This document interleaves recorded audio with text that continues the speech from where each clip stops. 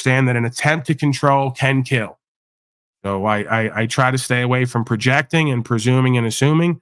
I rather presume that you are doing okay and that you're showing your wild oats and, you know, finding more of your own faith and doing that on your own time. And there's nothing necessary for me to have you here, right? I enjoy having you here, but I don't need to have you here at the detriment of whatever your walk is. I prefer you find yourself, create yourself, experience yourself on whatever level fulfills you, with me or without me. So I want you to know that, because I was thinking of you last night as well. I was going over the list of folks and experiences that I've had here. Your thoughts, Brian O'Shea, in general, if you have any?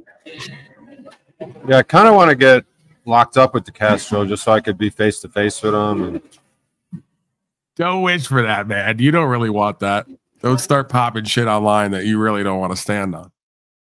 I mean, if it happens, because you got the same judge, apparently, the same judge, the same administrator, magistrate. So if it happens and it's meant to happen, then it'll happen. But, you know, I wouldn't tempt fate. Look, Brian's got to win anyways. Why not make conditions of his win? Says, listen, you know, I don't want you, you know, you need your pound of flesh. So listen, I'll volunteer to go in, but the conditions are I have to be DeCastro's cellmate and I have to be able to live stream for 1 hour every day. Right. You can say, as a friend of the court, regardless of how this turns out today, if I do wind up being deemed that I will be incarcerated as a surety for this fictitious entity that you all have charged, one of my conditions I wish, as a friend of the court and as an emissary of the Unslaved One, is that I be housed with Mr. DeCastro as a co-trustee in order to enlighten him, counsel him, and bring him to where he's meant to be spiritually, with the help of the dark forces, the tests, the challenges, and the shaitan, of course, the deceiver. It works if you work it. When you say the dark I was forces, thinking, are you talking about black people in there? Well, there's multiple, I guess, if you're going to use that metric, there's multiple aspects of dark forces. But no, I wasn't specifically talking colorism. I was talking spiritualism in the sense of who or what at this time certain folks are representing or playing the part of. Yeah, what I would do is immediately walk up and just take a big whiff of his hair. Just sniff him like Joe Biden, let him know who's in charge. Let him know who the commander-in-chief is. I'll take a big whiff and then say, don't tell Jamal what I just did. Yeah, you just lean right in on DeCastro. Yeah, smells like bitch. How long you been in? Smells like pussy. How long you been here? Oh, man. Hey, man, at the end of the day, you can't do what the fuck we do on any level, presuming he does what I or anyone else does. I'm sure we all overlap at some point. You can't do what we do and not expect to go do time at some point. It just is what it is. You know, you don't have to make that true for yourself, but, you know, you shouldn't be shocked if and when that finally happens. It's kind of part of the game. It's like being part of an outlaw biker club or any other organization. I'm not saying I'm part of an organization. They're saying that. But ultimately, when you work with this truth and you uphold the true law and true love and true care and natural rights, they consider that activism. So typically what happens to activists is they get killed or go to jail, right? So you have to kind of accept that that potentially is part of the walk for some folks at some time. You know, don't kid yourself. And I mean, you could argue that with any profession or any field where there's a lot at stake and a lot on the line. You know, you almost have to accept that as part of the game. Go ahead, Tribe. Well, how can they be using your name in vain? If you didn't contract to do something and you didn't give permission to use your property, which is your name, and all of a sudden it's appeared on these charges or causes of action that would cause maybe injury to you, especially to your reputation, your good standing in the community, and your career as a That's comedian. What makes your reputation and good standing in the community. I'll give you the same overlay. It's the same idea. I don't care if you're in a biker gang or pushing drugs or whatever else. We're not engaged in criminal activity. We're talking about lawful, righteous behavior. But the same thing applies, oddly enough. This is what the code of honor is in any venue. So you're not made as a person until you get locked up. You're nobody until somebody kills you, right? Wasn't that the song? So you only get to where you're going by killing, dying, or going to prison. That's what makes a man in those realms, right? You can argue for better, for worse, or is there some validity to that, or is it all a prideful overlay? I'm just telling you what it is. So when you do what's true and what's right, and you say you do it out of conviction for God, like the Christ it being a scripture, and you're upholding natural rights and a spiritual principle, you don't get made. Your story don't get made until you go to prison or until you get killed. That was the whole point of that story. That's what separates the being like that from the rest. They won't do what's true and what's right, just knowing what's going to happen. And if they do what's true and what's right or follow their conviction and they're met with any kind of resistance test or challenge, they fold. That's the difference between a man and a coward and an infidel. I don't care if you go to the middle of the fucking desert right now in the Middle East. They're going to tell you the same thing. Oh, you want to talk Allah? You want to talk God? You want to talk the infidels and terrorism and all the rest of it? You ain't nobody until you fucking get put in a prison or until they kill you. That's the whole idea what martyrdom is. You can talk all that high-powered shit and act like you're somebody. We want to see how you operate under pressure. We want to see what you do when your life's on the line. That's where you're made or broken. Yeah, and at the same time, there's some cultures that would be using that to more or less of a degree. You know, I mean, the keeper of a man is one of the greatest evils to participate in. So the less of that and the more of the courtroom drama, which Brian should hopefully be able to succeed in as well, I think is a better venue for our health and wealth and everything else that goes with our existence here. That being said, yeah, I think, you know, from what Brian, I know, are you listening, Brian? For what I get here is that you've been, you're in a position here for a reason. There's some type of mirror effect of what's going on here. Is it a coincidence that you're in the same district with where Chile is now and supposedly the same judge and similar charges, right? So at this point, you know what doesn't work. So how are you going to formulate a totally different approach that would break down any of those presumptions that you already see would stand on their side? I believe it's potentially a synchronicity, and I believe it's possible that Brian O'Shea is going to walk the fuck out of there somehow in a completely different turn of events than what we've seen with Chile de Castro. I believe it's totally possible and potentially what is being written right now, whether we know it or not. That he may not decide to present at that court. If he does decide to, there's a good possibility you're going to actually see what happens when somebody is following their conviction in their heart and stands on that and is not belligerent and combative. I think that story is potentially already in the mix and already being written. And part of it's going to come down to the way Mr. O'Shea presents himself. But again, would it be something uncharacteristic if Mr. DeCastro, the constitutional law scholar with millions of dollars, got a 180, and then a poor, broke, piss-drinking hobo who's listening to a guy from a tent winds up walking the fuck out of there with a completely different outcome? It's going to teach you a lot about how God works in faith, I suspect. But let's not get a big head. Let's not get ahead of ourselves, right? There's a good chance that everything can turn out the same. We know that. So we got to give it up to faith and do the next right thing. But I've seen enough to know potentially how this universe and how God works and how it likes to fuck with everybody's ego and beliefs about what power and value and truth really is. Yeah, and I think the results here and the successes you've seen here on this environment, this platform right here is really, I would say, it demonstrates the validity of what you're saying.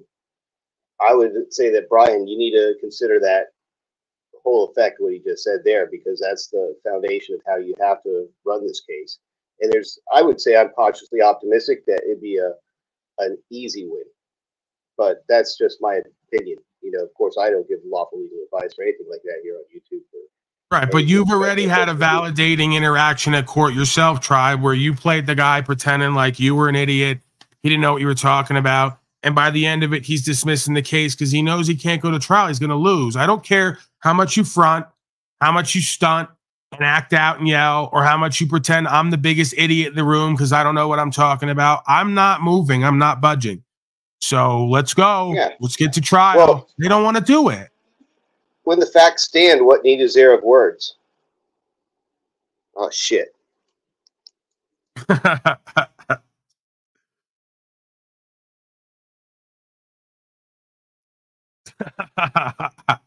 His fucking phone died. Look, there's the Mitch McConnell freeze, the iconic freeze. Oh shit! He's frozen in time, eternally. Well, that's it. We'll never see him again. He's been frozen in time eternally. Imagine there's a movie like that where they finally sync us up with the phone, and when the phone dies, you die. Coming this winter. What happens when you're linked up to a phone and the phone dies and you die? We'll find out.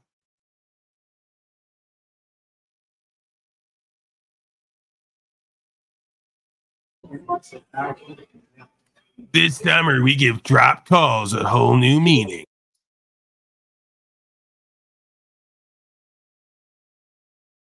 Go ahead, Brian O'Shea.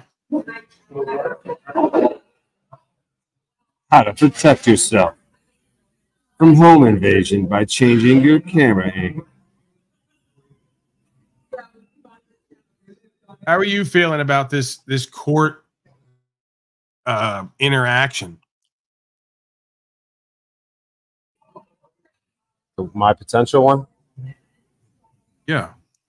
Yeah, I mean, I don't know, man. I mean, everyone wants to talk about, oh, you got to go in there and talk right to win, and it's just, I mean, it could be something to that, but in my main thing is just having a conviction in myself, and just they're so fraudulent and just ass backwards that I'm not. You know, it's not like I'm going in there, oh, I'm going to say this, this, and this, and then that's what's going to get me out. No, it's like, there's no loss or injury or harm. Brian, the freak is giving us clarity right now, and this applies to both of us. You're the most hated and despised person in society. Mid-aged, white male, loser, privileged, with no regard for law. No, that's you. Again, you're doing the thing like this is why you resonate with Talcott, because you're doing the inversion, perversion, the perception, deception. Right? You're saying everything that you are is me. That's you. You're the middle-aged white male loser who's privileged and entitled in your statute, policy, code system, and you have no regard for the law. Just beg for mercy from God and be done with it, you slave. Stop projecting that onto me, please. It's embarrassing for you.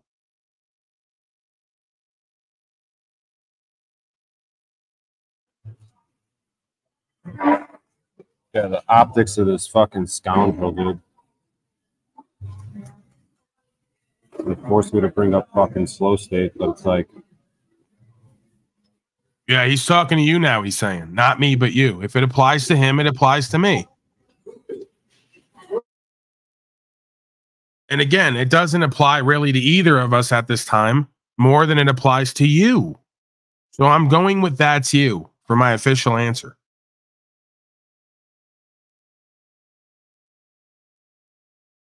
How is Brian privileged at this point? He's living in Illumina and he's riding around doing comedy, pursuing his passion and chasing a dream.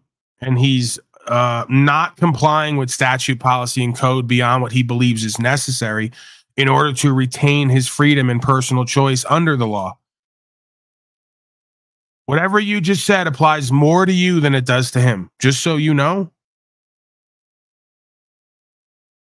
I didn't know Paul has charges. Could you get the fuck up here and talk like a man, or I'm going to throw you the fuck out? Tired of you bitch ass inauthentic corporate male slaves taking up space in my chat area. Just hollering shit out. Chat versions of hollering out, crying out to God and the God of all media. Get your shit together. Let's go.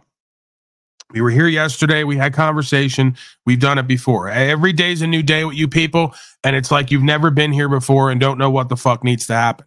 It's Special Class 101.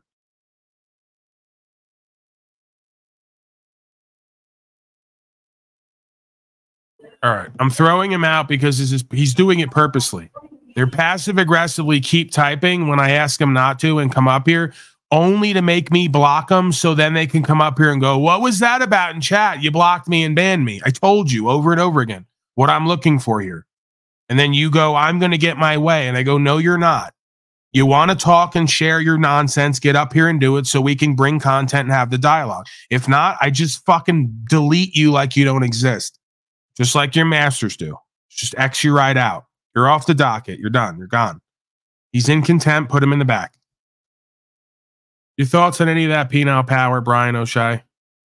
Same fucking games day in and day out with all these clowns. They're riding the loop to their own detriment.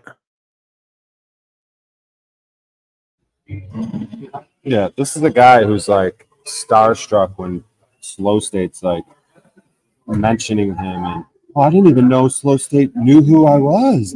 Like, I'm so like I didn't know I was on his radar. Like, he looked at me in such a way. Yeah, like he's like he has some prominence.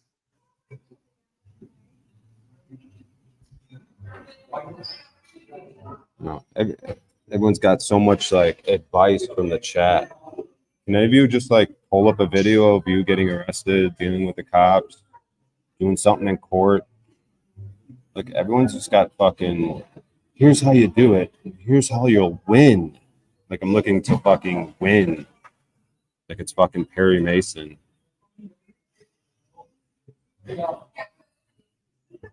Of course, it's Lee 64 who I get upset at every fucking time. But I sound fucking big. Let me change gears. Come on, Pineal, help me out here, dude.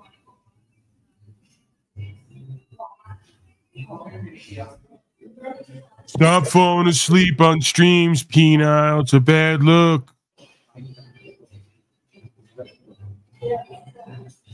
All right, let's get to it. FBI serves. Oh, no, wait. We never finished. Oh, man. I can't get through this. I keep stopping it. And you are the robber. Got to finish your boy here. Let's get through it, please. You will say that you were just following orders. It's the system. Just nod. Just nod. Just nod your head and say, have sold their souls just to the state don't. Because you are not a man of ability. Let him play the knowledge. music and nod your head, You all are right? not a producer. You have no product. You are the tyranny. You are the parasite that works deep within the meat of the That's pig. you. And here is why you Fuck. are. I only got 10 seconds in, and again, he got me. That's you. You're doing it again. You have no product. You have no service. You claim to be a scholar and sell a trifold, then fail at court miserably and embarrass everybody, and then ask for 100,000 or more, which you're getting, in order to write a new book and get more money selling your story, which is a non-starter. You're describing yourselves constantly. When I'm describing you, I'm describing aspects of myself constantly. It's the only way I could know it is by recognition of it and then straightening, straight, not straightened, or straighten, not straight, rather. Right? We understand you guys are all kinky. We understand you're all broken and curved. You don't understand that. You have to understand that, and then you have to straighten yourself. Okay? This is what the process is here of becoming actualization and realization with the human condition. You guys are constantly presenting yourselves like you're a complete picture, and we're not buying it.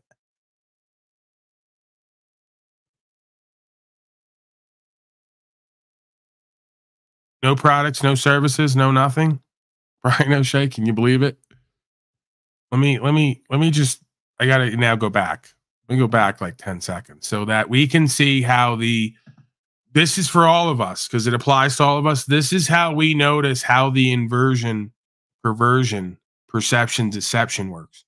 Is every time we go to describe the thing we're fighting and resisting, it turns out we're describing a part of ourselves and what we're doing. Fascinating. Can't get over it. It's better than drugs and tripping. Because you are not a man of ability and knowledge. You are not a producer. You have no product. That's you. You're not a man of competence, capability, and knowledge. You showed that at court, hiring another man to speak for you. You don't have a product. You sell trifolds. Stop me where I'm wrong here, and we could go deeper into this, but you guys are always doing this. And I became aware of this, that we all do this. It's holographic projection. So you got to really watch yourself in that when you're talking, because it's like that. It's like it comes on you like that. I've seen it. I've done it.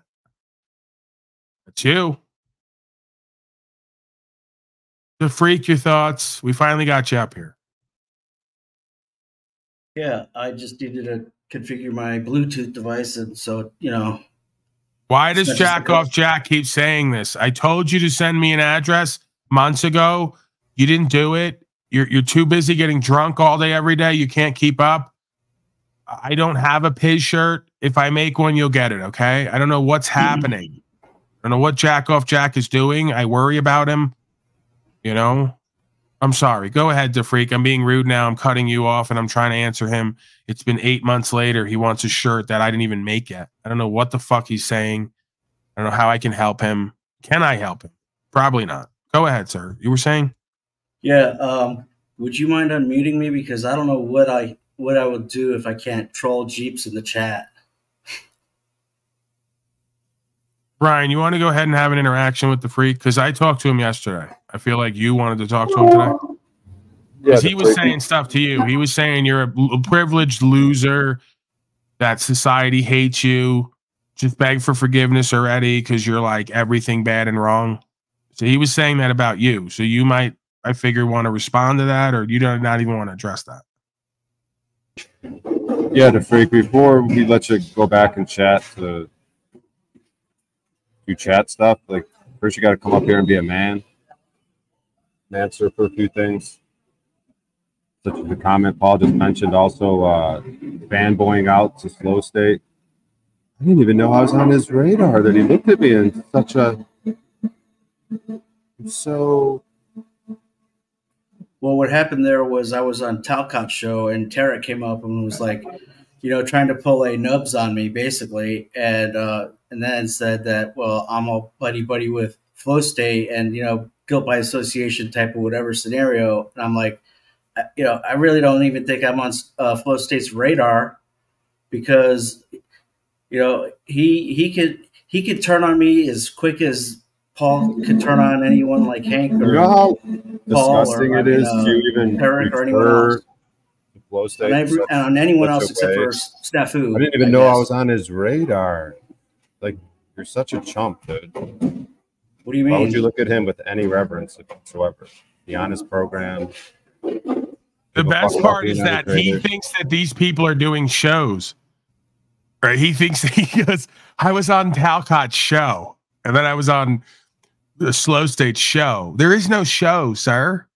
They're there to show their dysfunction and lack of capability and competence. That's the show. They're not aware of it, and apparently you're not either. The rest of us are. There is no actual show. There's nothing prepared. There's no value. There's no competence. There's no capability. There's no talent. There's no information or understanding. There's no inspiration or empowerment. It's literally a showing of their failure and loser behavior. And you think there's an actual show going on. Like, you think these folks have production and a team, and you think they have great ideas. They're creative people. You think they have solutions and answers and a lifestyle anyone want to live. It's bizarre. Well, Talcott has a notepad, so he does do some production. Yeah, he listens to people like me and then writes down what we're saying and parrots it back in his own remixed way. He literally said yesterday, what we need is a willing few. That's my third channel name. Where do you think he got that from? Every time he and others speak, half of what they're saying and doing was soaked up here and then remixed and incorporated into their language and their presentment. You haven't figured that out yet? Well, I don't even know if do you think he actually is aware of that? No, they're not aware of it. Slow State does it. Slavecott does it. If you just watch for long enough and have a wide enough view, you can watch how whatever I do and whatever I talk about, whatever's around me going on, is what they start talking about doing and incorporating into their non-show. You haven't seen that? You can't. I know this is really tough to figure out. You know, I can't say that I know the ins and outs of each one of you that much to know that you don't need to. You just got to look and see. That's what I'm trying to explain to folks. It's discernment. Most folks don't have it. You don't need to know every little detail to watch as long as you've been here and see what should be obvious.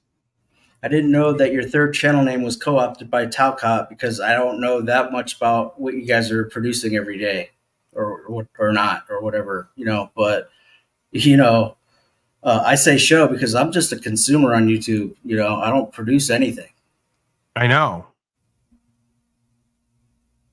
So anyhow, I know that came out perfectly for you to say, you know, but I'm still that's winning. exactly what the problem is. We have a bunch of low-level consciousness consumers who run around taking in a bunch of toxified crap and vomiting back out what they think is appropriate. That's precisely what gives me content here. That's precisely what gets me hated here, is the recognition of that, and then the, you know, appropriation of the observe and report presentment. Because it's like happening constantly with everyone, everywhere. I might be doing it and be unaware of it. I don't know, but I'm just trying to reason with O'Shea. Show me one piece of propaganda in the last 10 years that has not basically insulted or been disparaging against white men, especially, you know, middle-aged, quote-unquote, privileged white men. And that's where I get that from. So society already has a bend against you, and you're going to go in there and say, I disobeyed these laws because I'm white male privileged and I know the law and whatever. And you're going to end up like Castro, castrated Castro. You don't do anything on the ground, dude. You have no idea what it would be like to walk into a court, to be dragged into a courtroom. How old are you, the freak? I'll be 50 in August. Oh my God. Are you married with children? Divorced. With children? You're going to be 50 years old. You admit to consuming all day crap content and producing nothing. You say you're going to vote for Donnie because that's our only option, and Jesus is going to help you do it. It's like, I couldn't write a better whack pack character bit.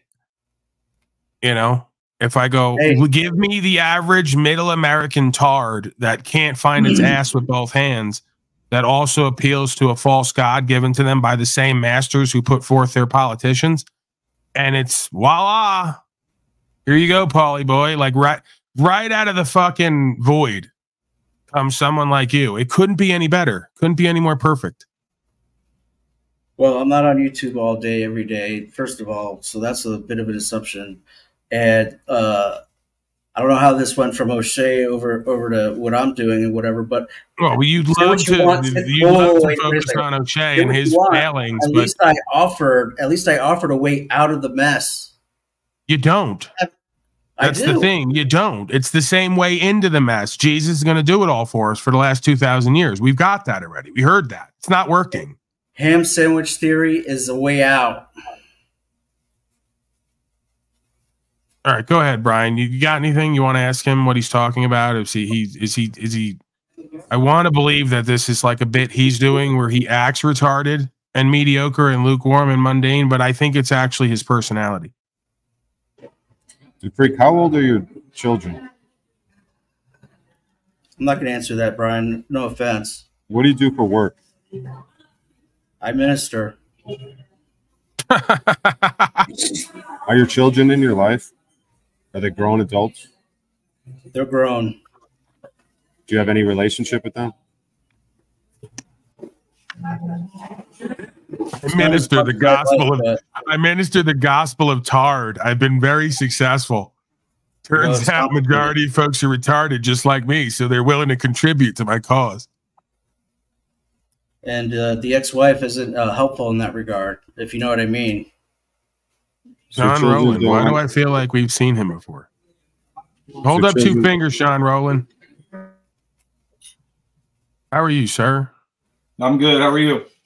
Oh, yeah, I remember you. Natural Freedom League. I know I've seen you before. I knew that name sounded familiar. You look familiar. Yeah, I've been up a few times. We chatted for a little bit. What is that, a nudist colony? Natural Freedom League? Could be. Competitive nudist events or what? Could be. That was funny. I'm starting the Natural Slavery League. It's a place for all the folks like the Freak and the other suburban tards to feel safe and at home. Natural Slavery League. JD, help me out, bro. Just gay. You're fucking winding and you're blowing and sucking, bro. What else is new? Who said that? Was that you, the Freak? Yeah. Here we go. Yeah, you're a Christ fag. Shut the fuck up, man. You can't beat me. I'll beat the fuck out of you in real life, you pussy. Oh, man, here we go. Every Shut time. the hell up. You see what I got to deal with here, John Rowland? It's a zoo. Yeah, I watch. Dude, it's easy. It's easy to find GJG. All you have to do is look up BNSF or friggin' the other one. All right, what do you got, John Rowland? Please, the freak. We'll get back to you. Your retardation is like on display here constantly. We can always get back to that. I want to hear from Mr. Rowland if he's got something on his mind or he wants to bring a perspective. Yeah, I would just say I appreciate what you do here. It's kind of like a social experiment, kind of like a metaversal fight club. I was watching this documentary about this communal living organization in the 60s called Synanon. And they had this thing they called the Game. And basically the guy, it was like a rehab center. The guy would let addicts in, they'd get sober. The only rules were no drugs and no violence. And then they'd get in a group and play the game. And they'd all just be yelling at each other and just talking shit to each other and just, you know, but no violence. And it was like a form of therapy. And I haven't watched the whole documentary, but apparently this place became huge. They bought property in Northern California, basically built like a city. And yeah, and then I mean, they're saying, did it end in a cult? Did the cure end in a cult? But right, because anytime you have a group of individuals who have like a traumatic background, who form a bond through essentially simulating warfare, it's got to be a cult. While they do culture and society that does football games and sporting games and political games, all to play off of that psychology and misdirect it and use it and abuse it. It's, you know, it's the old, it's only bad when they do it, right? Like, God forbid, you know, a bunch of grown men realize they've been feminized, get together and start a fight club, as you say in quotes, and explore the limits of themselves and each other in a limited venue, right? In a controlled environment where there's certain agreements and rules made. God forbid we have some coming of age story where we find an authentic identity or sense of self through trials and tribulations rather than being sanitized, neotenized, neurotic, broken children who are spiritually deceived and misled.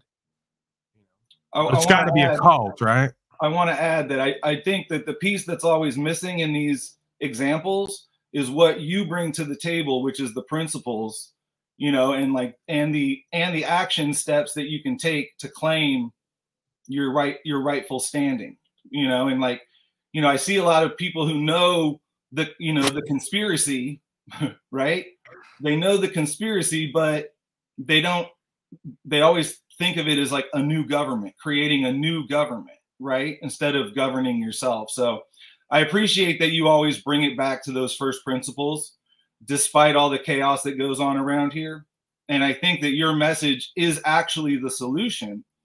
You know, it's what needs to be injected into these movements. What, consciousness and awareness? Yeah, that's the source of everything else that we experience in this realm. So if your conscious and awareness is not in alignment or expanded, so to speak, you're going to find yourself confused and in chaos oftentimes, to use the Talcottian pair of words, which apparently starts off with me saying things and then he starts repeating them in his own way. And then I start repeating what I've said that he's repeated in a way that's different from the way I originally said it. So I don't know how that works, right? Where he's taking what I'm saying and then copying it and saying it in his own way. And then I'm copying him saying what I'm saying in his own way, in his way. I don't know. It's confusing. It's very strange. We start to merge. We start to become one. Hey, Paul. Yes, Josh. How are you? In the chat. There's what now? Yeah, I know. There's a Bozo the Clown down there. It's aptly named because that person's a loser, failure clown in their life. And they would spend any of their time coming here to type in all caps at folks who they call dumb trailer trash who need mental health institution. So what does that make you? If we're all just dumb and just retarded, mentally ill people, and you're sane and normal, and you come here to shit on us and insult us, doesn't that make you even worse than the people you're condemning? Doesn't that make you a malicious, kind of low life, evil, deviant, devilish type person? Yeah, it does. Right. So that's good. And what are the odds that you guys like you are ever going to come up and have a conversation? You're not, because you're a clown. So, you know, Bozo the Clown is fitting. The Cowardly Clown. You should change your name to Bozo the Cowardly Clown. That's more fitting. Hey, Bozo, why are you making that face? What's up with that O face? That's how he receives, right? That's how he receives pleasure. You can see the mouth is perfectly shaped for what it is he enjoys the most. So Bozo, the Coward Clown down there, obviously, you know, loving to, well, it's a family show. I'm not going to go there. Yeah, that's that bad heat wave. All right, now go ahead, Brian O'Shea, whoever that is, and silence that person because they're another chain slave. They're coming from one of your channels. So go ahead and just silence them to let them know they have no power here other than the power that we give them. And we can take that anytime, just like their masters that they serve day after day. He should be used to that. Dan Cummings is down there. We wish Dan well. Mr. Broken System, Broken Trust is down there. Artie, what's up? Where's Artie? Oh, Artie's Corporate Fiction is down there. Good to see you, Dan, Artie. Dan should and the whole gang is here today.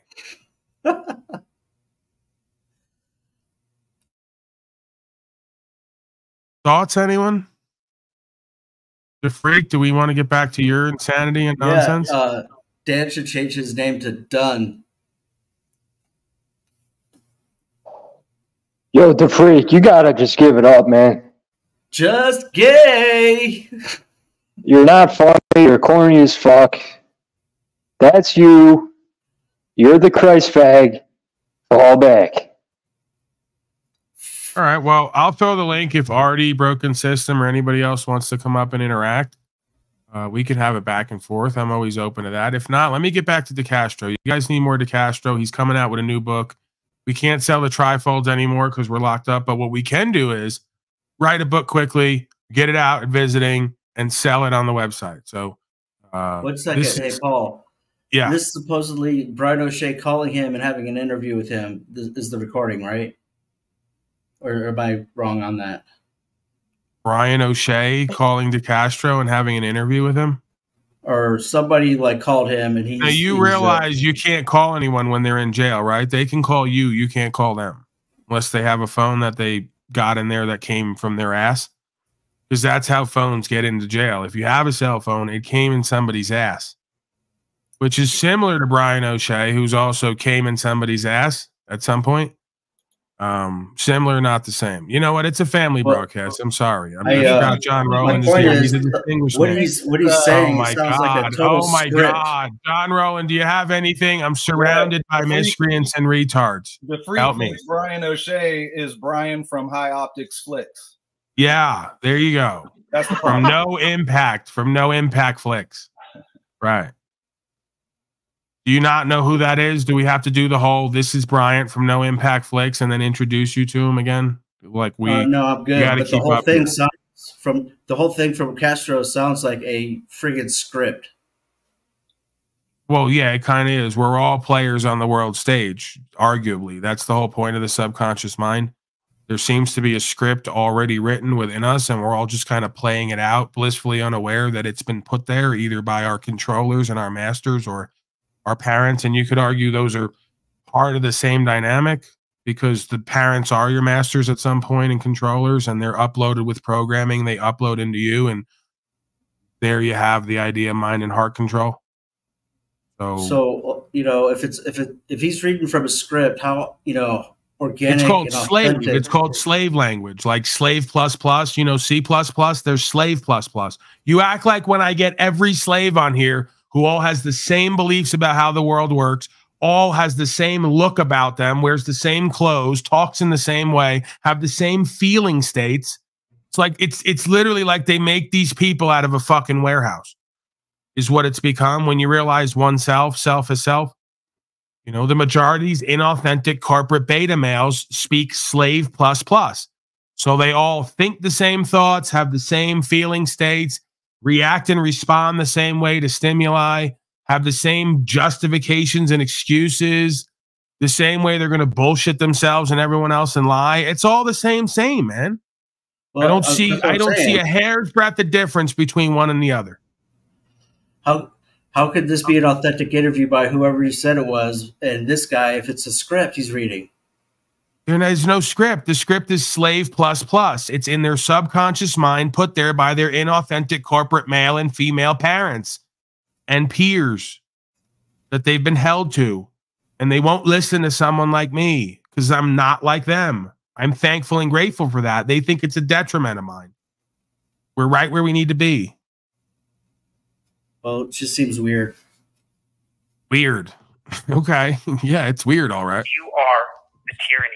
You are the parasite book, okay? That works deep within the You're getting too deep. Just buy the fucking book and buy the trifold too. Constitutional law. That's what you call your soul or your spirit is your consciousness. And that what you call free will is the mind to think or not to think. Thinking is man's only basic virtue from which all others are processed. The act of blanking out, the willful suspension of one's conscience, the refusal to think, not blindness, the refusal to see, not ignorance, but the refusal to know. It is the act of unfocusing your mind and inducing an inner fog to escape the responsibility of judgment. On the unstated premise that a thing will not exist if only you refuse to identify it. Now, what does that mean? The cop on the street will say they're not supposed to be comfortable. You have abdicated all responsibility. You have turned off your mind, your humanity, and your morality. And not only torture another person, you have created and repeat catchphrases and mantras to absolve yourself of responsibility for your putrid behavior. With every generation, there are new, bright young humans who can and do see the world in new ways.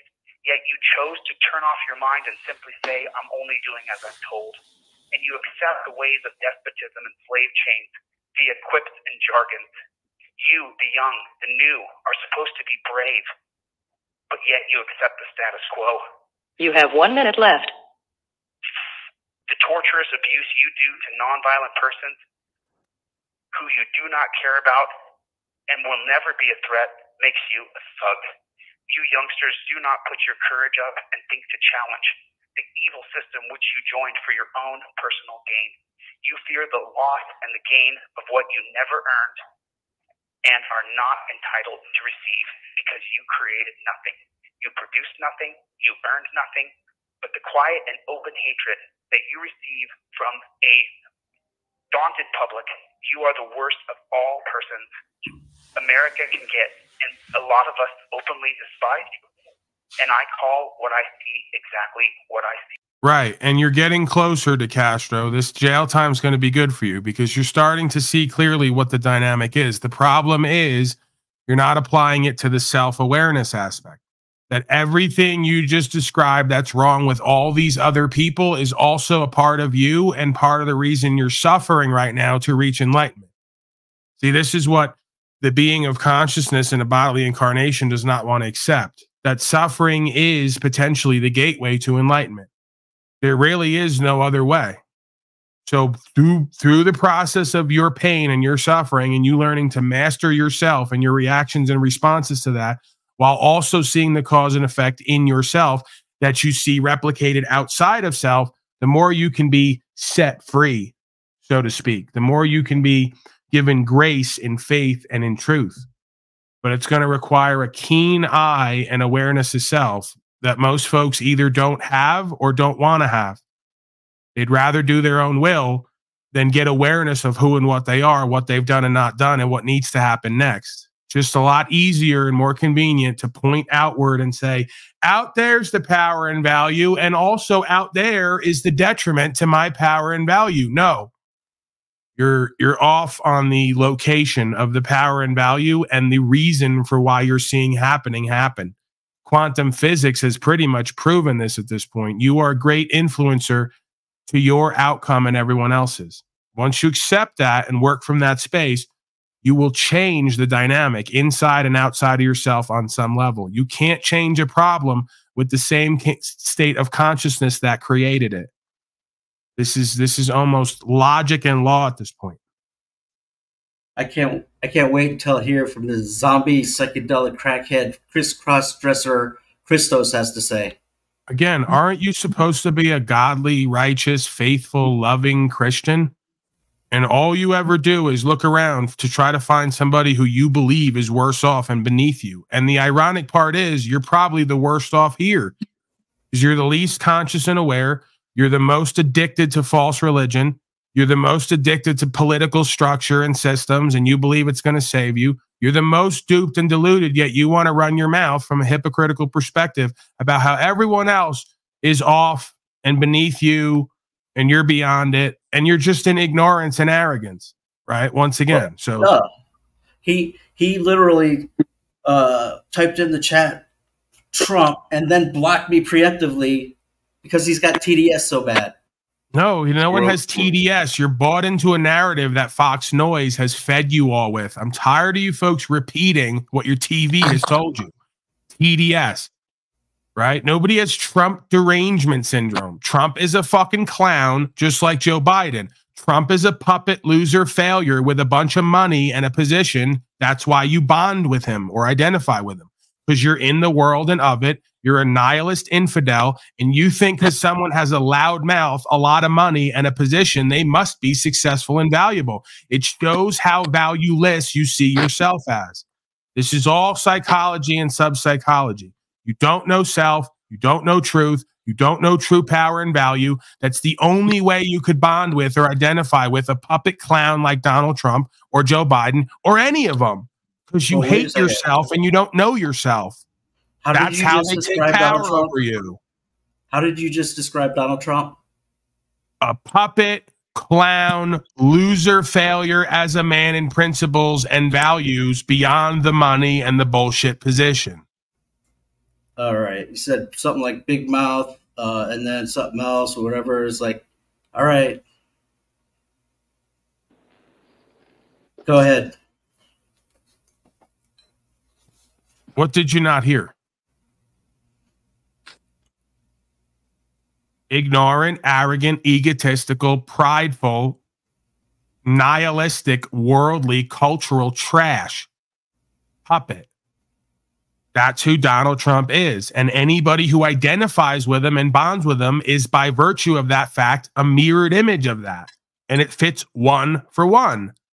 Well, I'd love for you to show me where it's not true, but you're unable to because you can't. It's not possible. What I just said is truth. You have no vested interest in what's going to happen in November at all. Like, you're sitting here telling these people to forego their right. Why do you have vested interest in a corporate endeavor known as democracy, which is a sister of socialism? It means mob rule in Latin. Why would I, as a Republican, conservative, or an American, have a vested interest in a process that only seeks to undo the rights and property and freedom of the individual? How dense can you be? That's what political science is. That's what democracy is. The slow and arduous process of undoing the property rights, freedom, and principles and values of the individual man and God. What don't you get about that idea? It doesn't matter if someone in that system calls himself a Republican and a conservative. They're not. They're a fascist, because fascism is the merger of state and corporate powers. That's why you have lobbyists. That's why you have political contributors. That's why you have centralized banking system backing all of it and them voting for and them writing bills for their central banking masters, because you're deep in fascista and you won't accept it because you're an ignorant, arrogant, low consciousness, low frequency, cowardly infidel. How many different ways could I put it to you? Well, that's still true. Show me one shred of authority Donald Trump gave to any foreign body ever. The WHO, NIH. That was Joe Biden. No. Donald Trump, Biden. I'm not going to do this with you every day, tard. If you want to live in your own world at 50 years old, do it with you and your children who probably hate you. Don't bring your sickness and dysfunction here day after day to repeat your crap and waste my time. The facts are clear. You were locked the fuck down. You were told you were non-essential. Joe Biden wasn't in office when it happened. And your boy covered his face, warp speeded, and took the treatment on the balcony with Fox News recording it, telling everyone how great it was and that we're going to get off lockdown now. Cut the fucking games. You sound ridiculous. The WHO didn't happen until Joe Biden was in office. How about the United Nations? For everything. Hey, asswipe. He advocated for everything. Hey, asswipe. How about the United Nations or the UK or Israel, who you give money to in Ukraine? Was it Joe Biden who did all that? Was it Joe Biden who Donnie went to Israel and said he has a special relationship with the UK and Israel because he's working for who controls them, that also controls U.S. corporation at this point? Are you this dense? No, but you're framing me in that way. You said name one. I gave you 5 examples of foreign bodies and powers and nations who Trump has submitted to or worked with to the detriment of American principles and values. Fuck slave. What did you not hear or get about that? So the only democracy How in the about Middle the dealings East with China and Russia? Yeah, what about it? He's in office when it's all happening. He's not stopping it. He's bitching about it and getting tards like you to believe he's doing something about it just to trick you. Stopping what? Tariffs? The centralized banking system where the Chinese and other nations own us at this point, and all of our products and services potentially have been outsourced or misappropriated. Are you really this dense? Donald Trump dug up $10 trillion that they owe us and was using it as leverage in negotiation against them. Under fraudulent contracts. So they've lost their rights to travel.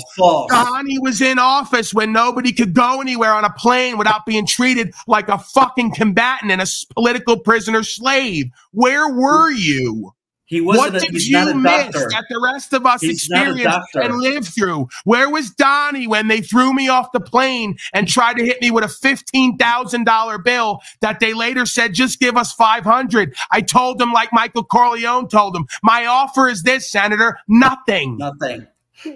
Right.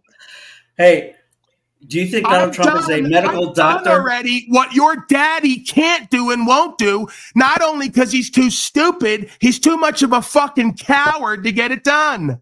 While selling you sneakers and t-shirts for 1,000% above markup. Are you really this sick and dense? Why are you so triggered when I just talk politics with you like this? I'm not triggered by Trump. I'm triggered by retards around me calling themselves citizens who are also my friend and family who can't discern how anything in this life works, including their own consciousness. I have nothing to do with them, but you don't even claim to be a citizen. You are. I can't tell the difference between any of you. You forwent your citizenry, and now you're telling these people to give up theirs and not exercise their right.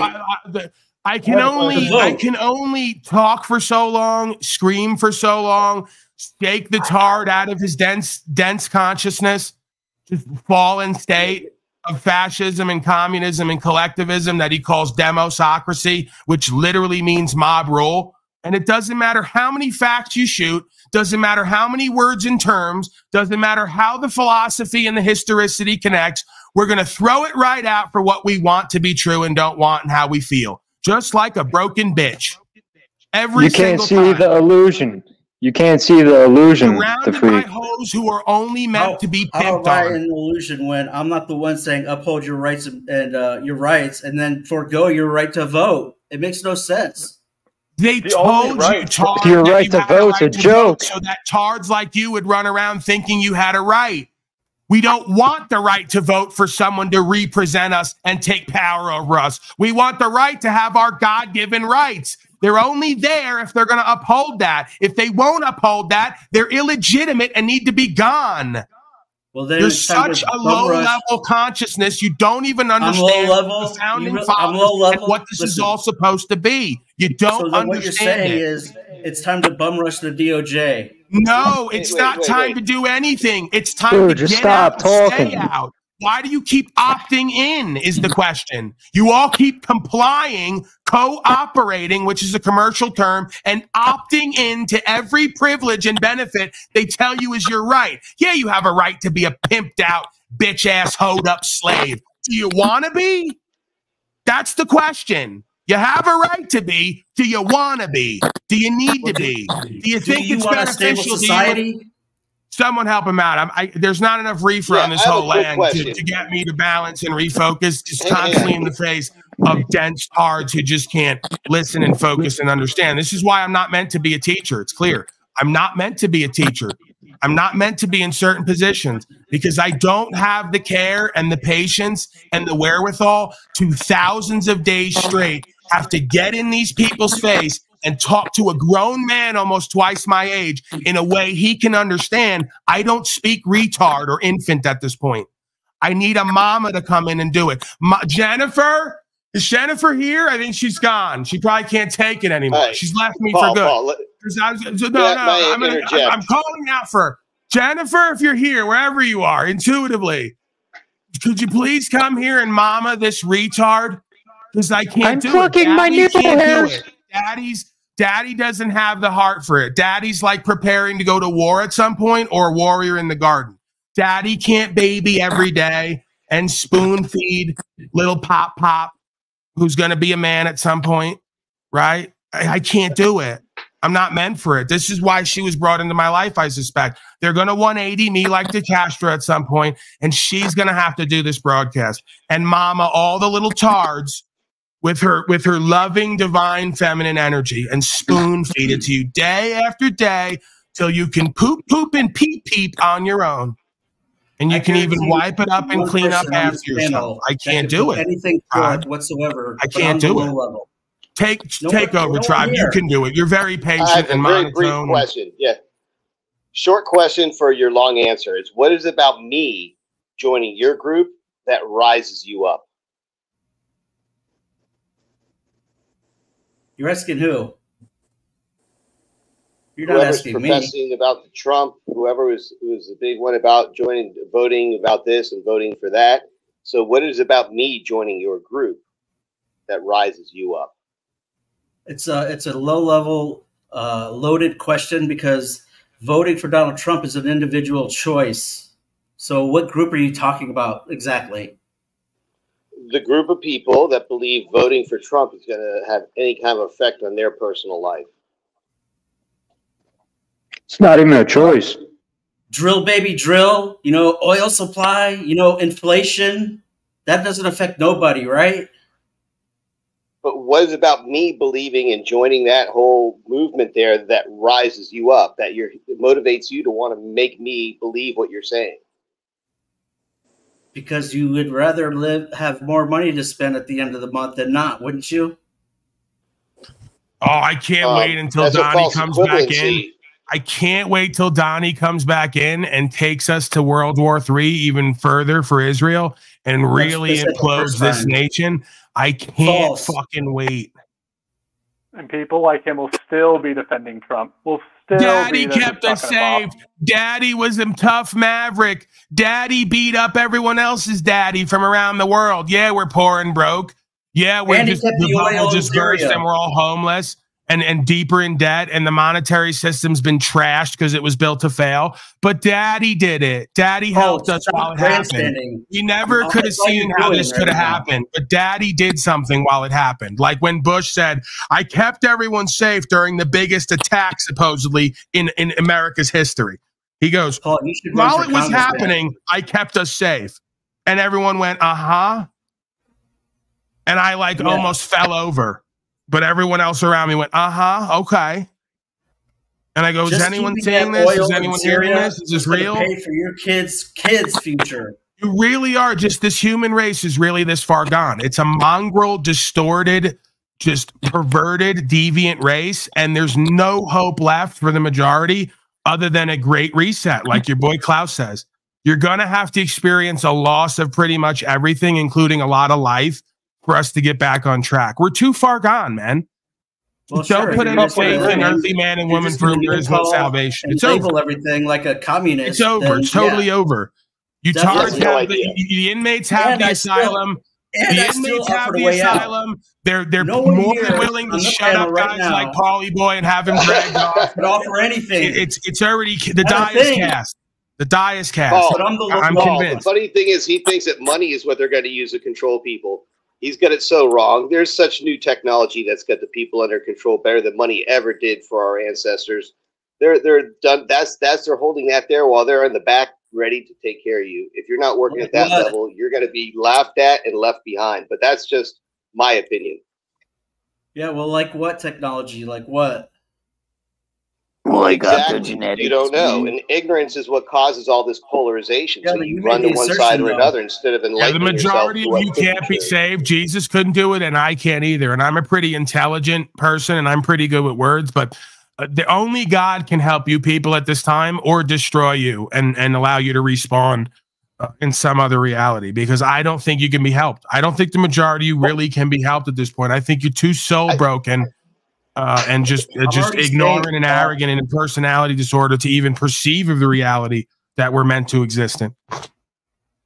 I'll tell you what, Jesus wouldn't even tolerate this. You know, he says, cast your net on the other side, right? But no, these guys here want Jesus to buy them the boat, get them out there, show them the lake to go to, launch the boat, give them the bait the hook, and then tell his slaves which side of the boat to cast the net on. It ain't going to happen. You got to do some work yourself from what was You're laid out saying for he's you. trolling. It doesn't even matter if he's trolling. The majority of tards who, when I used to go to festivals, the events, anyone resembling conservative, Republican, for rights, freedom, and principles in name only, in theory, all talk and act like this guy. So even if he's doing a bit and trolling, it works. Because they're all like this, and they all repeat the same fucking talking points. I don't think he's that good at doing the bit and trolling. I think he's just one of them. He's not trolling at all. You can tell by his questions and his answers he's being himself. Yeah, he's not that good of an actor. This is actually what they do, because I've met them all. They scream at Antifa. They say the leftists are our enemy, and when I ask them about who and what they are and what they're creating and being a part of, they can't tell their ass from their elbow. How about one person on this panel put anything forth that would be a solution or a plan to get us out of here or whatever you're crying about then? Wow. I swear I've been doing that for the last 2-3 years, but apparently it went completely unnoticed, or I'm a horrible communicator. Can someone help out, please? Anyone? Yeah, please show me that I'm the low level one. Truth, rights, freedom, natural law. I don't know. Where would I leave out? Virtues. How are you going to get there? So what? How are you going to get there without voting for Daddy? Yeah, well, maybe we could start at focusing on rights that really, matter. I'm not very religious, but I've never thought God would endow me with the right to vote like I keep fucking hearing you spew. But the right to travel seems like a very fucking important human right that God would want all of his creation to have. So why are you only concerned with this non-right to vote in a group that you're not a fucking part of? But anytime traveling freely is brought up, you're like, oh no, don't do that. You'll go straight to jail. It's not worth fucking doing that. You fucking coward. Like, what do you mean? Carry a gun. Don't carry a gun. Don't, grow plants and herbs that are known to heal because they have no medicinal value in the code. Don't travel freely. Don't do any of this because that'll end you up in trouble. But also God and faith and truth, and also conservatism, and also Republican, and what? And I just go, I don't know where I am anymore.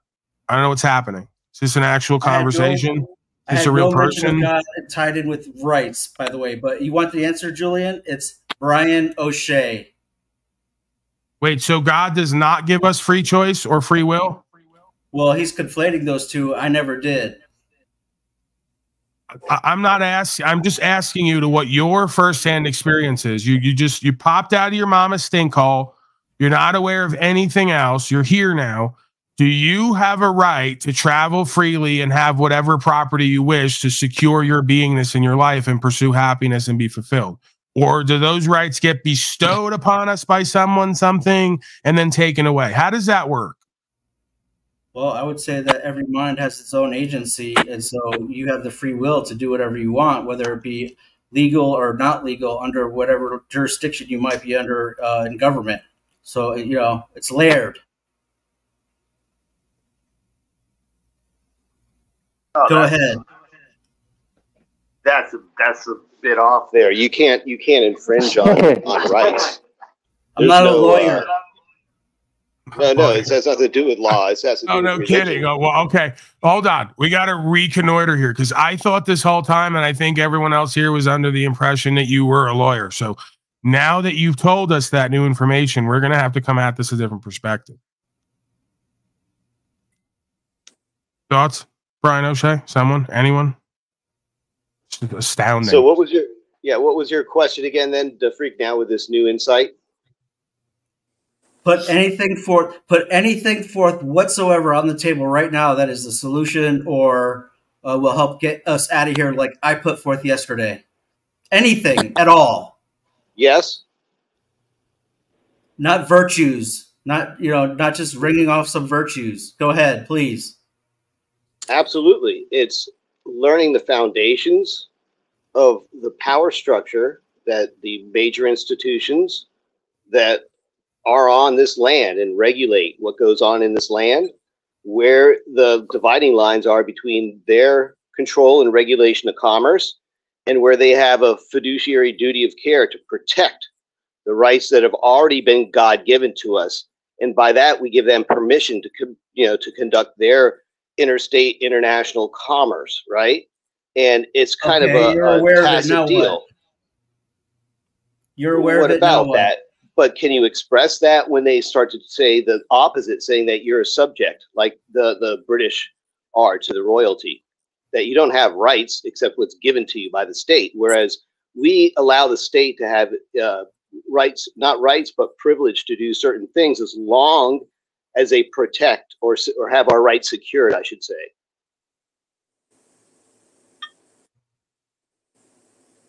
So that's the deal. You're aware. You're aware. That deal, you're aware. Now what?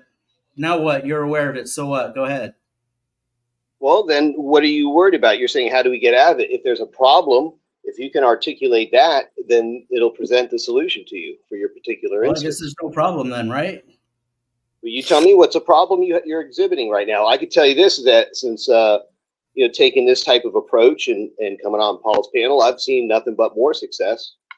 So I guess I could validate some of the heuristicity of what he's claiming and been demonstrating over the last couple of years. It's like talking to a woman. This guy, he's on so many different subjects within three sentences. That's you. That's you. It's ridiculous, Paul. I'm telling you, that's you. Like what you just, everything you say that's true about others is usually more true about you than the other person. That's you. Yeah, I know it's not emotional because, it's. All right, I got to throw someone out. Someone who's not talking, Poncho or Christos, whoever's gonna not planning usually to not be talking because you guys usually don't like talking for whatever reason. Like I want to have you here, I want to hear from you, but if you typically don't talk much, make some room on the panel when it's full because Artie wants to come up here. Poncho, you ever see Roadhouse? What's that? Have you ever seen Roadhouse? He's probably never rode on a train. I didn't want Julian to leave. Julian, get back here. I like hearing from you, and you usually have good stuff to say, and you do talk. So for folks who are usually not talking and don't really have much to say or contribute, it's not a personal attack. It's just, I just want to make one room. That's why I specifically gave two names, because I don't want someone to leave who I was enjoying hearing from, who had something to add. And obviously, Julian, you have a passion in your heart for this information. So he has nothing to add. Hey, the freak! I'll tell you why you're low level. It's because you still vote. You still have that mentality. You're caught in an illusion. That's what I was saying earlier. You can't think for yourself. Yeah. So you uphold your rights by foregoing them. Is that what you do, just gay? Hey, that's you. But if you're going to vote for a president, that ain't doing shit. It's electing a president. JG has the most incredible mic improvement on this panel I've seen in years. So just, again, another demonstration of just being here that has brought him to a new level. Actually, he's got the most powerful mic tonight. Salute. All right, way to go. Yeah, already the link's down there, man. I had to make some room, so come on up. So not one thing can anyone lay on the table that is actually something that the boots on the ground can do to do anything to change what. Again, sir, it's about connecting your status and standing on record. At least I offered something that'll get you out of the system. About connecting your status and standing. No, playing into the system doesn't get you out of the system. That's bizarre logic. You correct your status and standing. You correct the record. You put your law and your understanding and statement of intent, how you're going to live on record, and you give notice. And then when these folks want to have conversation with you at court or using the system, you activate that claim and that understanding, and you present that properly to bring remedy and resolution. So again, and that's along with growing, right? We all have to grow our own food as much as possible, be self-sustainable.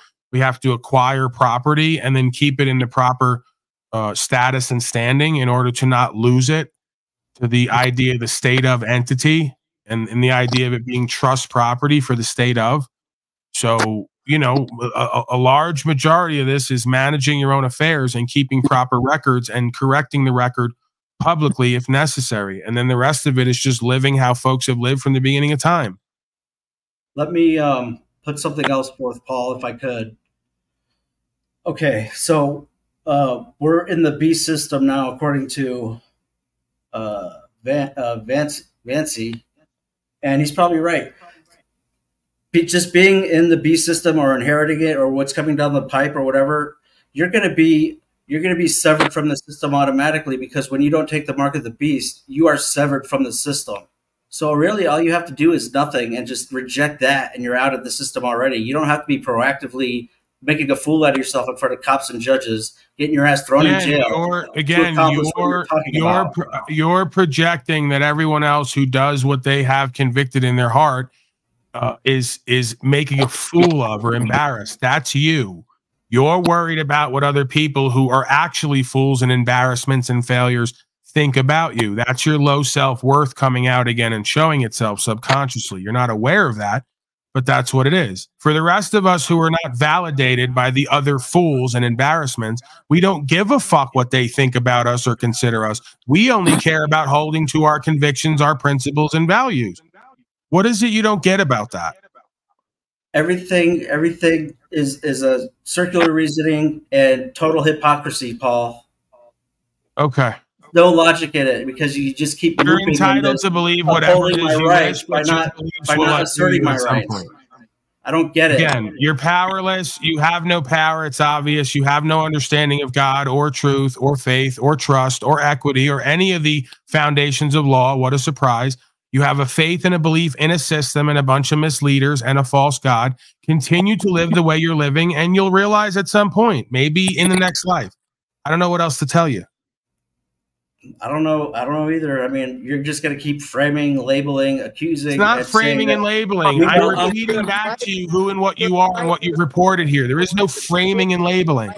He's the one framing. You don't sit well with life on life's terms. You don't like reality the way that it is. That's why you've created an alternate reality to live in and cope with the reality you can't exist in or comprehend or reconcile.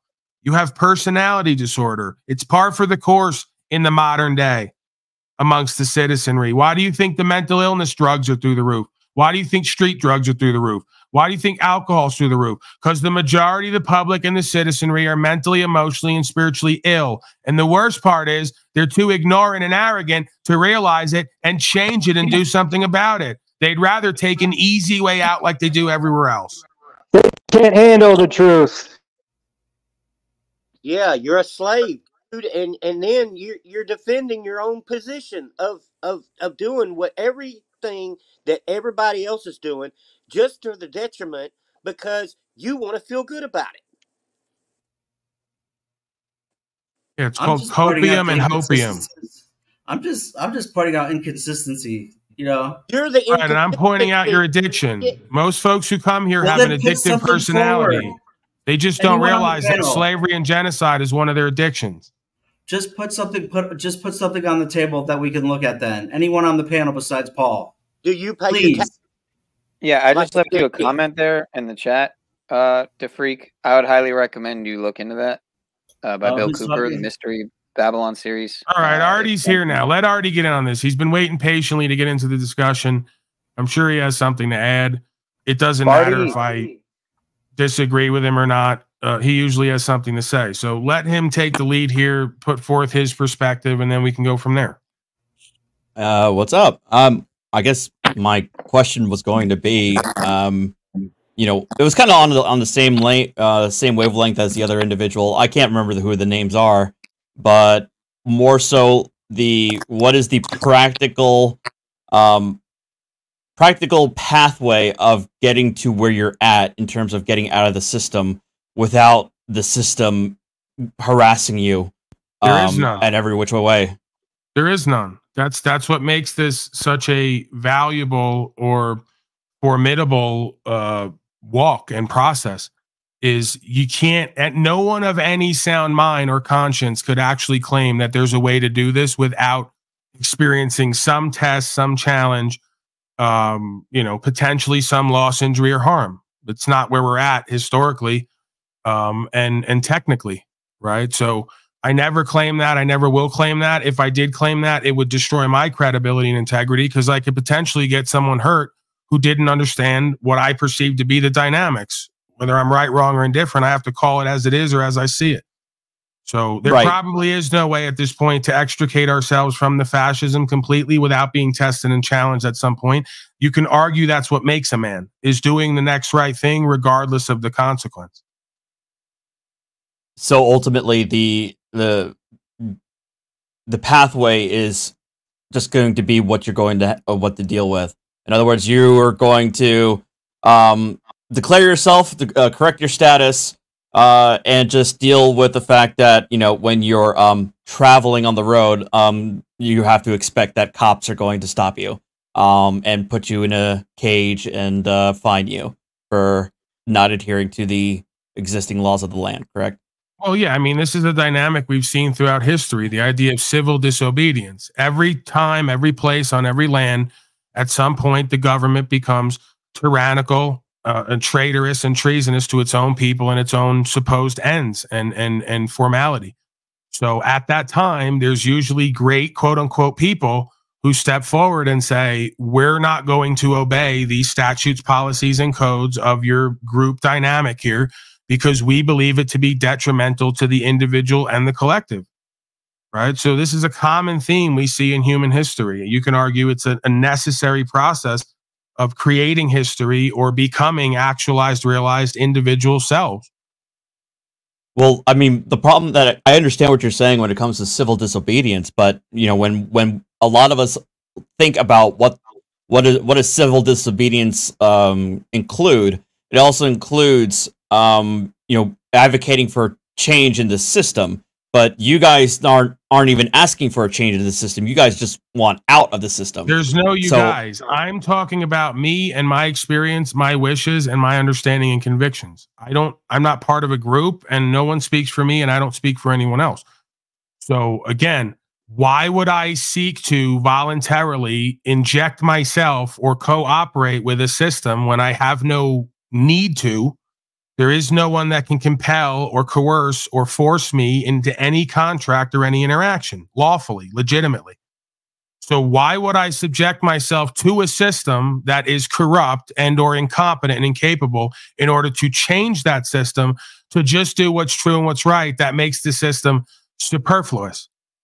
Okay. I mean, I guess that's like your opinion, man. But I mean, you're going to run headlong into issue after issue if you continue to act in a way that is in opposition to the current institution. I know that. We know that. History's shown that. I'm not like, you guys act like I'm this Dunning-Kruger fool here, that you all want to go around. I know the consequences. I know the sacrifice of becoming a free man. I know the true care and true love. You don't, so you're presuming I'm a fool. No. You're the cowards and fools because you keep going along to get along when the whole point of incarnating in this realm is to come to this understanding, live it, and do it before you die. There is no other reason to be here unless you're a nihilist comfort freak and hedonist, and you think the only point of living here is to try to find fleeting happiness in moments of euphoria and pleasure and comfort. I don't accept that modernist reality and what we're here for. History, well, so is it? Wait. So wait, hold on. What? You so will is it, not so, be remembered. You say no that hedonism is you're saying that hedonism is part of the life, but I mean, it seems like if you will not adhere to what's true and what's right, you will not be part of history. You will be part of his story. You will be just another number. No one will remember you, nor should they remember you. You've not stood for anything, done, or been anything outside of the norm, and the norm is twisted and deviant and dysfunctional and collectivized and enslaved. That's been that way from the beginning of time. You folks will not be known. No one will know of you. No one will care about you. No one will speak of you. You'll be dust in the wind because you've not exemplified or embodied anything that we as humans objectively understand as valued or principled. If you're okay with it, so am I. I don't have that walk. You can fake yawn all you want, Artie. All you inauthentic corporate males all do the same shit. You're a Jack Talcott. Fake yawn all you want with your passive aggressive play. Well, look, look, Paul, if I knew. Why can't you just stay away from me and be happy being a slave? If I'm so dumb and beneath you and so foolish and don't understand, why do you folks always cycle and circle back to me in these channels? Your spirit cries out for it. You know I am and have what you need. You've decided you're not going to do it because you're a fearful coward, and you're acting like you're warning me about something I haven't already surrendered to and accepted. Just be happy with me being a free man, and you be happy being a cowardly slave. We don't have to commingle. We don't have to intercourse. I don't know, man. You keep putting me in the backstage. That seems pretty cowardly to me. You don't know, and I do. That's the point. Maybe and you're not okay with that dynamic either, that I know and you don't, and that I will and you won't. You just can't accept it. I'm free and you're a slave. Am I allowed to talk at all? Here. You have your own will and ego that's collectivized. I'm working with the will of God. I know you can't. You snicker and giggle at that because you're a godless, faithless, worldly freak. Just accept that we're not equally yoked. I will never be a part of who and what you are and what you do in the way that you are now. If you change and redeem yourself and repent from your wicked worldly ways, we can co-create and convalesce from your sickness and deviance. But until then, there's nowhere to go with this. You can snicker and giggle and laugh, passive aggressive, like you have the power. Then you'll turn the camera off and you'll sulk. Because you already know you're a disempowered loser failure. Your false presentment here doesn't give you any credence or credibility or validity. And we can see right through it. I don't know how you lawfuls don't realize the folks you do criminology with, the criminals, can read people just like criminologists can. So we can look at you and tell you're lying to yourself, weak in your position, loser failure who fronts like you're strong when you're weak. And when you turn the camera off, you sulk in despair because you know everything I'm saying is true, but you don't want to cop to it in public. You're too prideful and egotistical. That's your undoing. Okay, can I talk now or not? Absolutely. Chance. Yeah. So honestly, I've honestly lost the conversation because we were like 5 minutes ago, and you just decided to go on a full-on rant. You tend to do that a lot. Have you noticed that? You've been listening to. Because he spit like all I heard him say was like ad hom me and call me a coward, call me a slave, and say I'm unenlightened and say I'm projecting. That's all I really heard. I didn't really hear anything else beyond childish insults because that's really all. That's all that exists on these panels.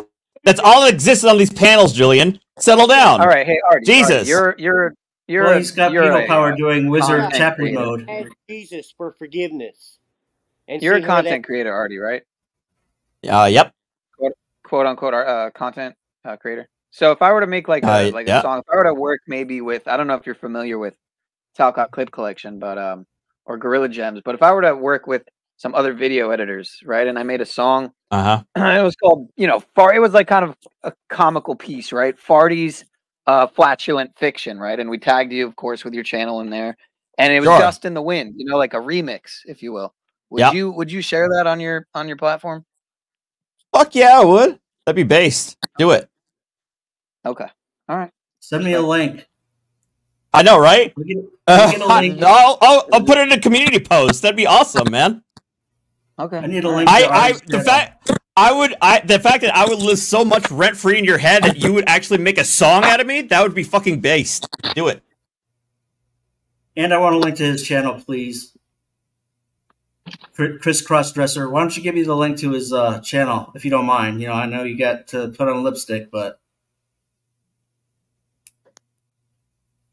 could someone at least put something on the table that would be like, you know, what boots on the ground would be like, call progressive progress? Because I've heard nothing.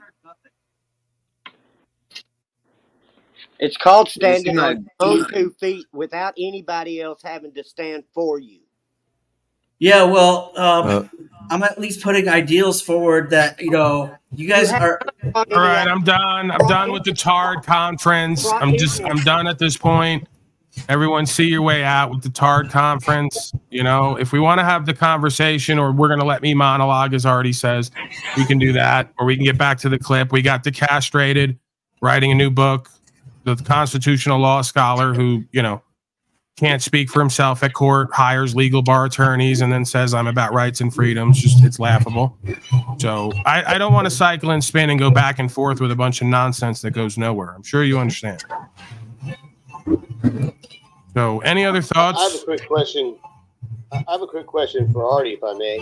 Sure, go ahead. Artie, have you ever seen a situation where an attorney was representing a client, and at some point the client was instructing the attorney to do a particular thing, yet the attorney wasn't doing it, making all kinds of excuses and procedures and technicalities without even mentioning caveats or exceptions, and try to almost destroy the case? And then the client goes behind the scenes, writes his own motions, defenses, etc., and ends up getting a verdict in his favor and having a previous one vacated. And what do you think? Have you ever seen that happen? Where no. you see a client where a lawyer, there's something that has to be done that the lawyer won't do and can't do, that the client can do and should do? I've never heard of an instance in which a client goes behind their attorney's back and was successful in that endeavor. Right, it was completely and how long ridiculous. Have you been practicing law? Since 2010. No, I'm sorry, 2011 was when I got my license. He's not completely wrong, Tribe. I mean, what he's saying from his purview, you have to look at it from his training and his profession, and it makes sense. Like like you saw with DeCastro, he hires the attorney, and the attorney's now apologizing for his behavior to the court. It's not how you want to present at the court. You're either in alignment with your counsel or you don't have them there and get someone else.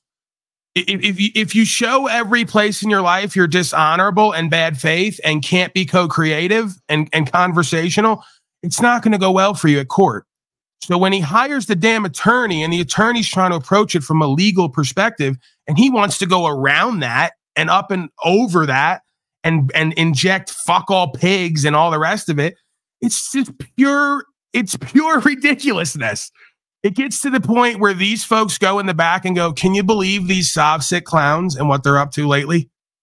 And I don't blame them. If you're going to hire the damn attorney, you're in alignment with them, and you get your rap together before you go out, and you shut your fucking mouth and let him talk for you. You don't go out there and embarrass him and the court and yourself by going up, around, and over what his plan of attack is. It's bizarre. If anything, at that point, you hire him to be secondary counsel. You speak for yourself, and maybe he whispers something into your ear every once in a while. Hey, bro, I'd stay away from that if I was you. I'm looking at this from a third-party perspective. Stay away from that. You know, he gives you a little bit of a redirect or a refocus. But no, you don't hire primary counsel and then sit there and make a mockery of whatever the fuck he's doing with your nonsense. It's never going to go well, nor should it, because it really establishes your lack of character. Hey, Artie, you fucking Here we go. Looking fucktard. You are a tyrant fuck, aren't you? You probably the type that got the ovens ready for Americans. You're probably a pedophile pogo. He preheated the ovens. Artie was preheating the ovens at Buchenwald. You're a fucking scumbag, bro. Who the fuck is Snap? Like the right to travel Okay. Are you okay? That's our resident village idiot town crier, but he's usually onto something. I gotta say. All right. Stick up my ass and give me a ticket if I don't go the right way. And you're a lawyer. I'm not interested in sticking a stick up your ass. You're a fucking Rick Steiner looking dumb fuck. You're a Gestapo Who? fucking supporter. You're a tyrant. And you fucking are, you try and use your clout. I'm a lawyer. I'm a lawyer. You're a fucking tyrant. I am. You're a fucking tyrant. Okay. If you say so.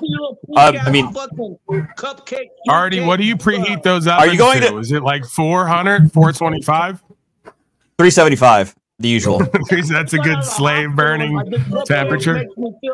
I should have died, man. These tyrants are taking over. I wish I would have died. Fuck this guy. What's with all that noise, man? O'Shea, you got a whole bunch of background noise. I don't know. He's at a carnival or something. Guys like you are the reason this world's falling apart. Artie, you dumb fuck. Well, okay. If you we already did that segment. I did that segment already. We're beyond it. I mean, Gestapo and Nazi and tyrants. I comply to a beast system world agenda. I comply. So were you arrested or something? Is that what it is? Like, did you get hooked up, and you're mad about it, or? No, I just know fucktards who support infiltration within. You're a tyrant. You're fucking infiltration. Traitor. You're a fucking infiltration traitor. By who? Hey, when shit hits the fan, you're what I consider a cupcake. When shit hits the traitor fan, of what? A lot of you cupcakes are gonna lose your icing. Just believe that. Believe that. Your ideals, your morals, your tyrant optics. People are. Is that a castration euphemism? No, people are tired of cupcakes like you guys. You're gonna lose the icing off your cupcake. People just like you, professional, non-professional. He's gonna be drained just the tip. The valuable lesson of what being a cupcake. Artie's hearing something completely different than what you're putting forth. He's picking up something completely different. He thinks you're giving him some kind of sexual innuendo. Yeah, like it sounds like you're saying I'm going to get castrated or something. Like the icing off the cupcake. What does that even mean? I'll rape you metaversally. You're pixelated. Oh man. You're threatening outright rape at this point on another man? Hold me in the court of law now for slander. Can I talk? Am I a man? Can I talk on an open public? No. Can I talk, Paul? This cupcake fuck? Dude, wait till shit's a thing. Cupcakes like you, the icing. What do you mean wait? What does that mean? What shit hits the fan? What does that mean? Yo, cupcake is no longer gonna be fucking blue or red or whatever. Okay. Look, a little pink background behind you. You like that fucking background? How much is it cup? Wait, is the cupcake the United States? Is the cupcake the United States to you? Lawyer bullshit for supporting. Is the cupcake the United States? The cupcake is the cupcake the United States? No, many of you fucktards are cupcakes. You'll learn. Okay, so is the icing my penis? What are you like? And non-professionals. There's many non-professionals that aren't cupcakes that actually will defend them. You're sitting here actually arguing. We see tyranny happening in the United States, foreign, domestic, right? You're gonna argue about travel, about travel. Wait, why do you fucking get? Wait, do you even care? Do you even care about the United States? Brown. I'm already brown. You're gonna turn me nigger brown. Do you even care about the United States? What is even happening here? What's happening is you're a cupcake, and your icing will be removed in due time. When shit I appreciate the mood music, but here we go. I think he wants like some alone time with you, Art. Yeah, I know. Like he keeps on saying how much he wants to take my icing. How do you feel about that? How much icing do you want from me? Do you talk? Do you want to ask? Are Daddy you good? If you could talk right now. Hey, Daddy, can Artie talk? Daddy. Hey, look, you can lick the icing off my cupcake anytime you want. Just come on over. I'll fucking lick it so fucking hard you're gonna fucking regret even ever. New levels of pleasure. Why do you support tyrants? New levels of release. Why do you support tyrants against American citizens? I don't. Why do you? You do. You question the right to travel. Yeah, I don't think you should be allowed. I don't think you should be allowed to operate heavy machinery without a base level of understanding.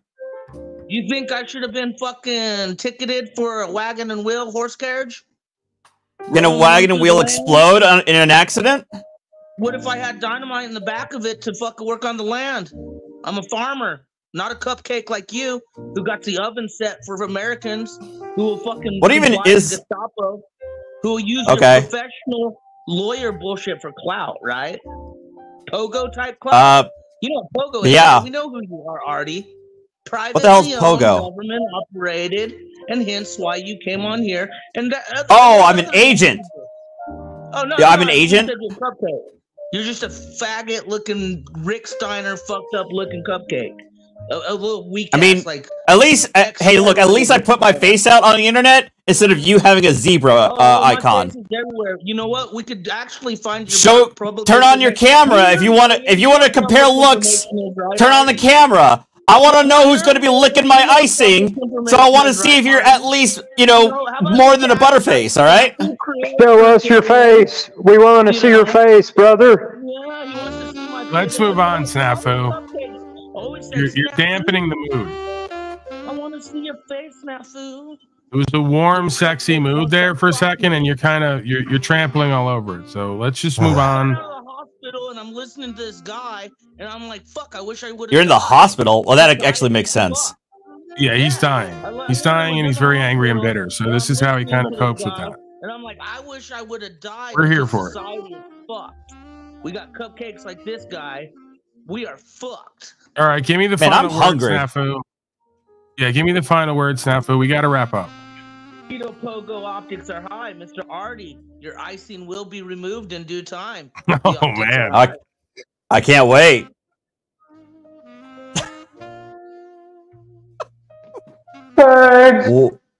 Man, he's gonna remove all your icing, all your cream filling.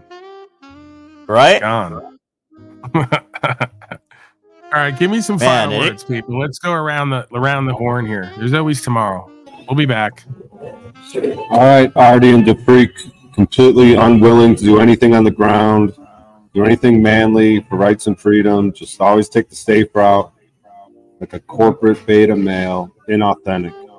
All right, we'll see you guys later. Bye. To be clear, it seems like the safe route up front, but long term, it's actually the worst and most dangerous route, because when the fascism keeps taking hold more and more, you're going to be subjected to more and more statute, policy, and code, and more slavery and genocide. So it seems like the safe route up front, actually the most dangerous for your women and children, more importantly, around back, right? I know that doesn't matter to most males anymore, but we're supposed to want to leave the world better than how we found it for our children, a little bit more free, a little more prosperous, a little more righteous. And I don't think that's happening. But, maybe once Daddy Trump gets in there this time, everything will get better immediately. We can only hope, right? The freak, that is. We'll hope for Donald Trump to save him. And Jesus. Drill, baby, drill. That's right. Smug self-righteousness ain't going to save you two idiots. All right, I'll see you later. Bye. All right, bye. You guys are cool. Well, hopefully in the face of tyranny, we can just talk ourselves out of it and vote for a better tyrannical leader. Maybe that'll work a little bit better. But thank you, guys. It works for the Nazis. They voted themselves right out of that Holocaust. It only took a couple decades. And a war or two. And an economic collapse. Well, you know the thing. We're building back better. Artie, do you think it's better to unattach yourself from the bullshit, from the system, or try to be a part of the illusion and change what you don't like with it? I think trying to work on the ground to effectuate change within the system is much better than sitting on your ass in 8-person panels circle jerking all day. And that's possible? Yeah. How's it possible? What do you mean? How's it possible? By advocating locally? Like starting from the ground, building a coalition, working with your local government, and moving up from there? Yeah, but that requires voting and stuff. I know. I'm part of the. I'm in favor of the establishment. I'm in favor of working within the system. I'm not these guys who like the fuck the system type of shit. That's my ending. I think you can actually do work and be able to effectuate change that way, rather than just circle jerking about how everybody sucks except for us on panels every day. Yeah, just to be clear, I'm not doing that, so I don't know who is doing that. There might be other people doing that. There's no we here. There's no collectivization here. There's no us and them, only to delineate the experience. So, you know, contrary to popular belief, I and others do work here. We do co-create. We do create value regularly. We do have a livelihood and a living that we all engage in. And we also encourage the system to be used as it was meant to be used, to uphold our rights, not to force us into safety through fascism. So nobody's here saying fuck the system. Nobody's here trying to override or overthrow the system. We're simply using the system for what it was meant for, while the rest of the inauthentic, weak corporate beta males use the system to take power over strong men who they can't compete with or equalize with in any other venue, is what's happening. Wait, well, hold on. If the beta males are able to take power, what does that say about the alphas? Again, I'm saying that the folks who are potentially powerful and have a spirit and power in them have been deluded and duped through the idea of culture and society and what's proper. So I'm not necessarily calling them alpha males. The presumption that because we talk about beta males taking power over other folks who have a potential to have inspiration and empowerment does not preclude that they are the alpha males. You have beta on beta action, right? Obviously, the alpha males. There are no alpha males. No, obviously, the alpha males technically would be the ones who decide to operate off the spirit of the supernatural creation and do what's true and what's right to them, regardless of the collective and the consequences potentially heaped onto them. It's called true leadership. It's called true embodiment of actualization and realization. It's called responsibility and accountability. What a lot of folks in and of the system lack. They can't respond properly in truth, and they can't account for their responses. They're too busy parroting their mind and heart control and their policy and process. That makes no sense. Well, no, I was going to say that your statement makes no sense. If you're saying that the alphas are all about engaging in and are exemplars of true leadership, when you are also advocating for a pure individualistic self-sufficient ideal, then the alphas wouldn't the alphas want to, if alphas are all about leadership, wouldn't they be the ones to try and get power so they can effectuate that leadership? If not, then they don't sound like good leaders to me. Is getting power. Only an inauthentic corporate beta male would see power as something you had to get. When you understand power and inherent hierarchical power and value dynamics, you understand it's already part of you. That's part of the reason that you're an infidel and godless person. You believe power is something you have to acquire and get. Power to the folks of faith is something that you have only connected to God and to the creational spirit and force. If you don't have that experience, you wouldn't know it. So our power. So atheists have no power? Source. Excuse me? So atheists can never have power in any shape or form. Atheists typically don't have power because they submit to the world's authority, so they lack personal choice and free will.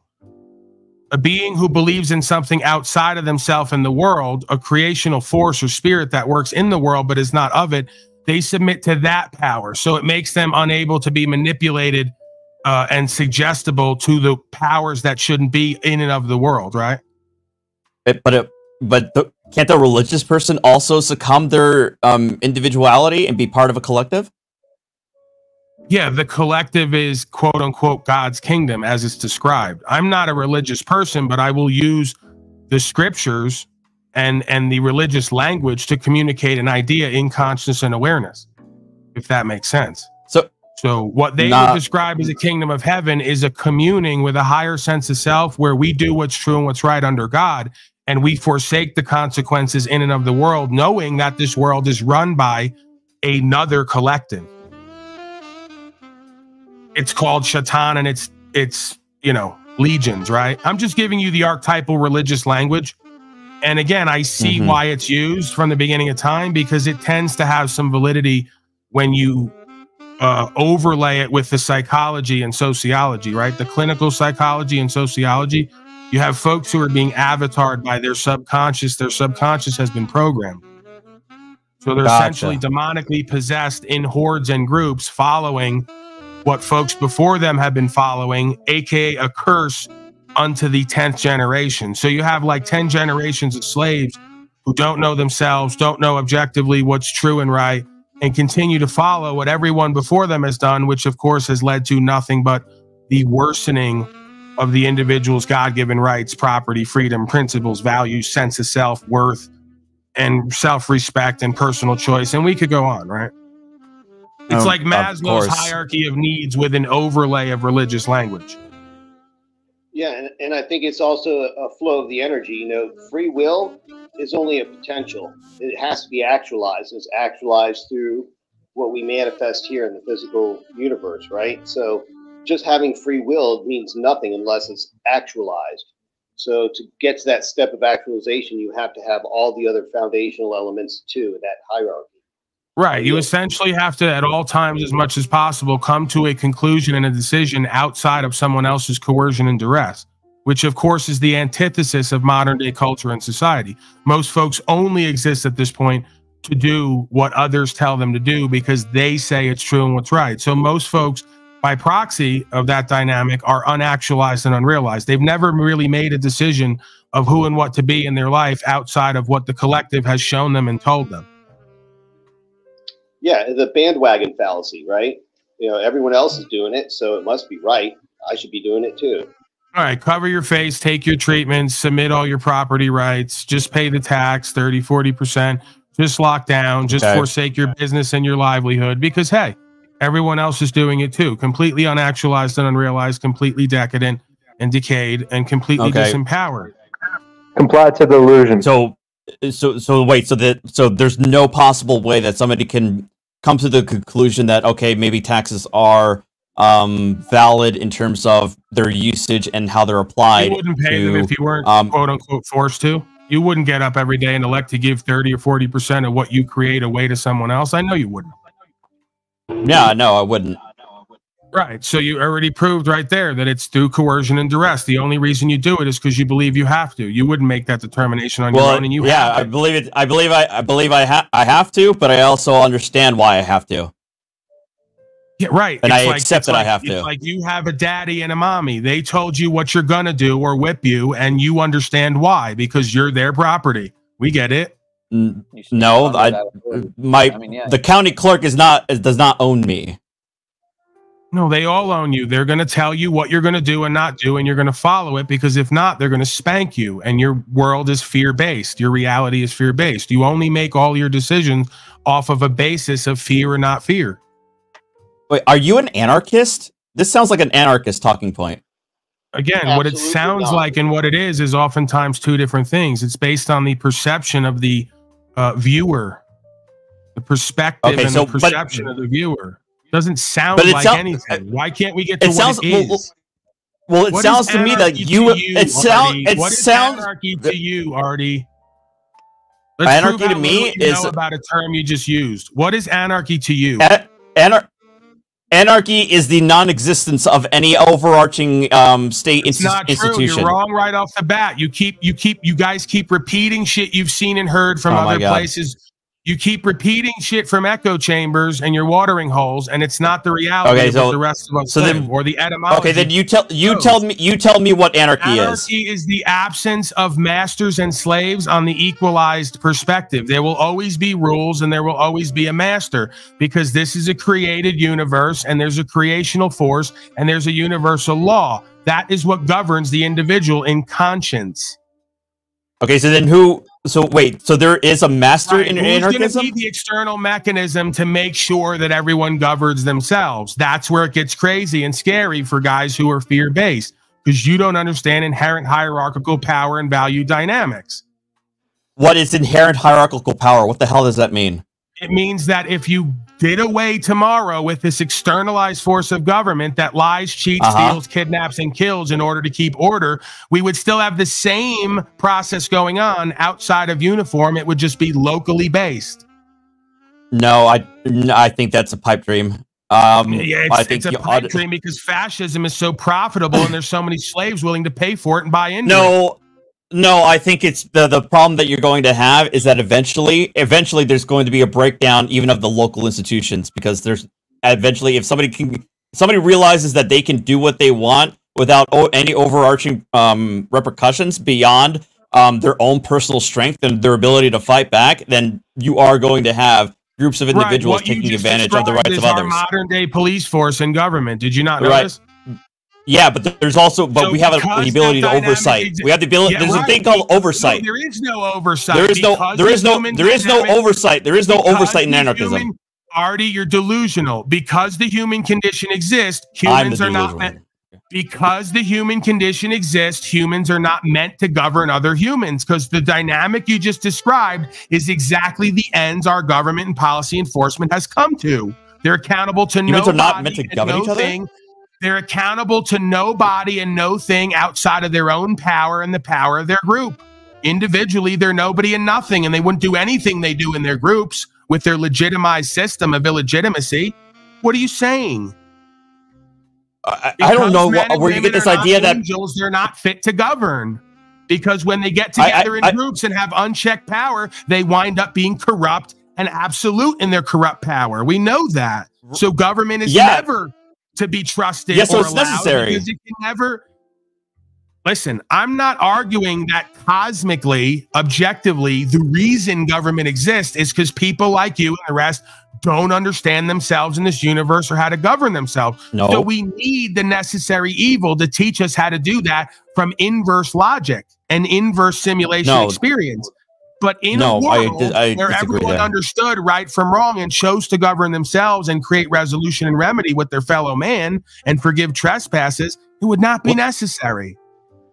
Yeah, if everybody understood right from wrong from your personal moral framework, sure, everybody. There is no such thing as my personal moral framework. Roses. You don't even understand the difference between your personal moral framework. You don't even understand the difference between ethics and morality because you were too busy studying legal process at your institution rather than philosophy, civics, ethics, and morality. You don't even understand the difference between objective morality, which is loss, injury, and harm, or a debt that's unpaid, and ethics, which are personal choices. You don't even understand the difference. So why are you talking on things you don't understand the words and terms and meaning of? Because you're ignorant. I do understand. I do understand, but you're trying to say I'm ignorant and you're arrogant in your ignorance because it's got you a paycheck for so long and false validation from loser failures who are beneath you in your mind, right? That's why you find yourself here, because I'm such a formidable adversary. You know that regardless of all your degrees, that I outrank you and outmatch you and outclass you in every venue, verbally, intellectually, mentally, emotionally. I don't know where you get the idea that word salad means that you're better than me. Artie, that's a common default that you guys do in your weakness is these throwaways, word salad. Just because you're very slow on the uptake, just because you're not able to keep up, just because you don't know the meanings of words and etymology does not mean I'm doing word salad. It means you're slow. It means that you have a lower consciousness and awareness. It means you're not as self-educated as you would like to believe, right? I know that's a potential blow to your ego if you didn't just ignore it and write it off as me doing word salad. If you actually considered what I was saying right now and saw the truth in it, it would be a blow to your ego. It's not, because you'll default to your ignorance and your arrogance within. See, that's why it doesn't affect you. Am I allowed to talk now? Molly Boy just did word salad. He spoke words that had no meaning and when put together made no sense. You like to use the mute button a lot. That's a great deception in game, Artie, but it doesn't work with the rest of us who can keep up, right? Putting me backstage all the time. Hey, putting me backstage all the time really doesn't help me. It really doesn't help you out. The volume's really loud, Artie. Again, you presume that I'm looking to help myself out when in regards to you, and that's not the case. I'm either going to create content and be heard and put forth what I'm saying, or I will just throw you out or remove you, right? I'm in no necessity to have you here. Absolutely. You being here at all really doesn't help me other than to be the inverse of the content, to provide the perspective of the typical worldly, inauthentic corporate beta male who plays passive-aggressive power games and then gets upset when any kind of control or power is exerted. You seem really mad. I'm not mad. I kind of noticed that. I kind of noticed that you use a lot. That's more passive-aggressive games where you're saying I seem mad, right? So now I put you in the back again. because you want to play passive aggressive. Now he leaves and runs because he didn't get his way. Oh, wait, man. So because he couldn't flip the power and control dynamic by pointing out that I'm passionate about truth, also mad. When that didn't work, right? He ran because he never goes directly at the competition and the combative beingness. He does passive aggressive tiptoe around it and fake yawns like Talcott and tries to detract and obfuscate and then project that others are doing word salad. No, that's all you, right? You seem mad. You seem bitter and resentful. You seem unrealized and unactualized. You seem like your hairline is receding more and more each year as we go by. You seem like the one who needs neon lights and a whole bunch of show and style and crap that amounts to nothing because you're a vapid man and you're an empty suit. You're a talking head online. And the only reason you have an audience because there are a bunch of tards out there, even more low conscious and awareness than you, who look up to folks simply when they have a legal degree. That's how pathetic most of this society and culture is.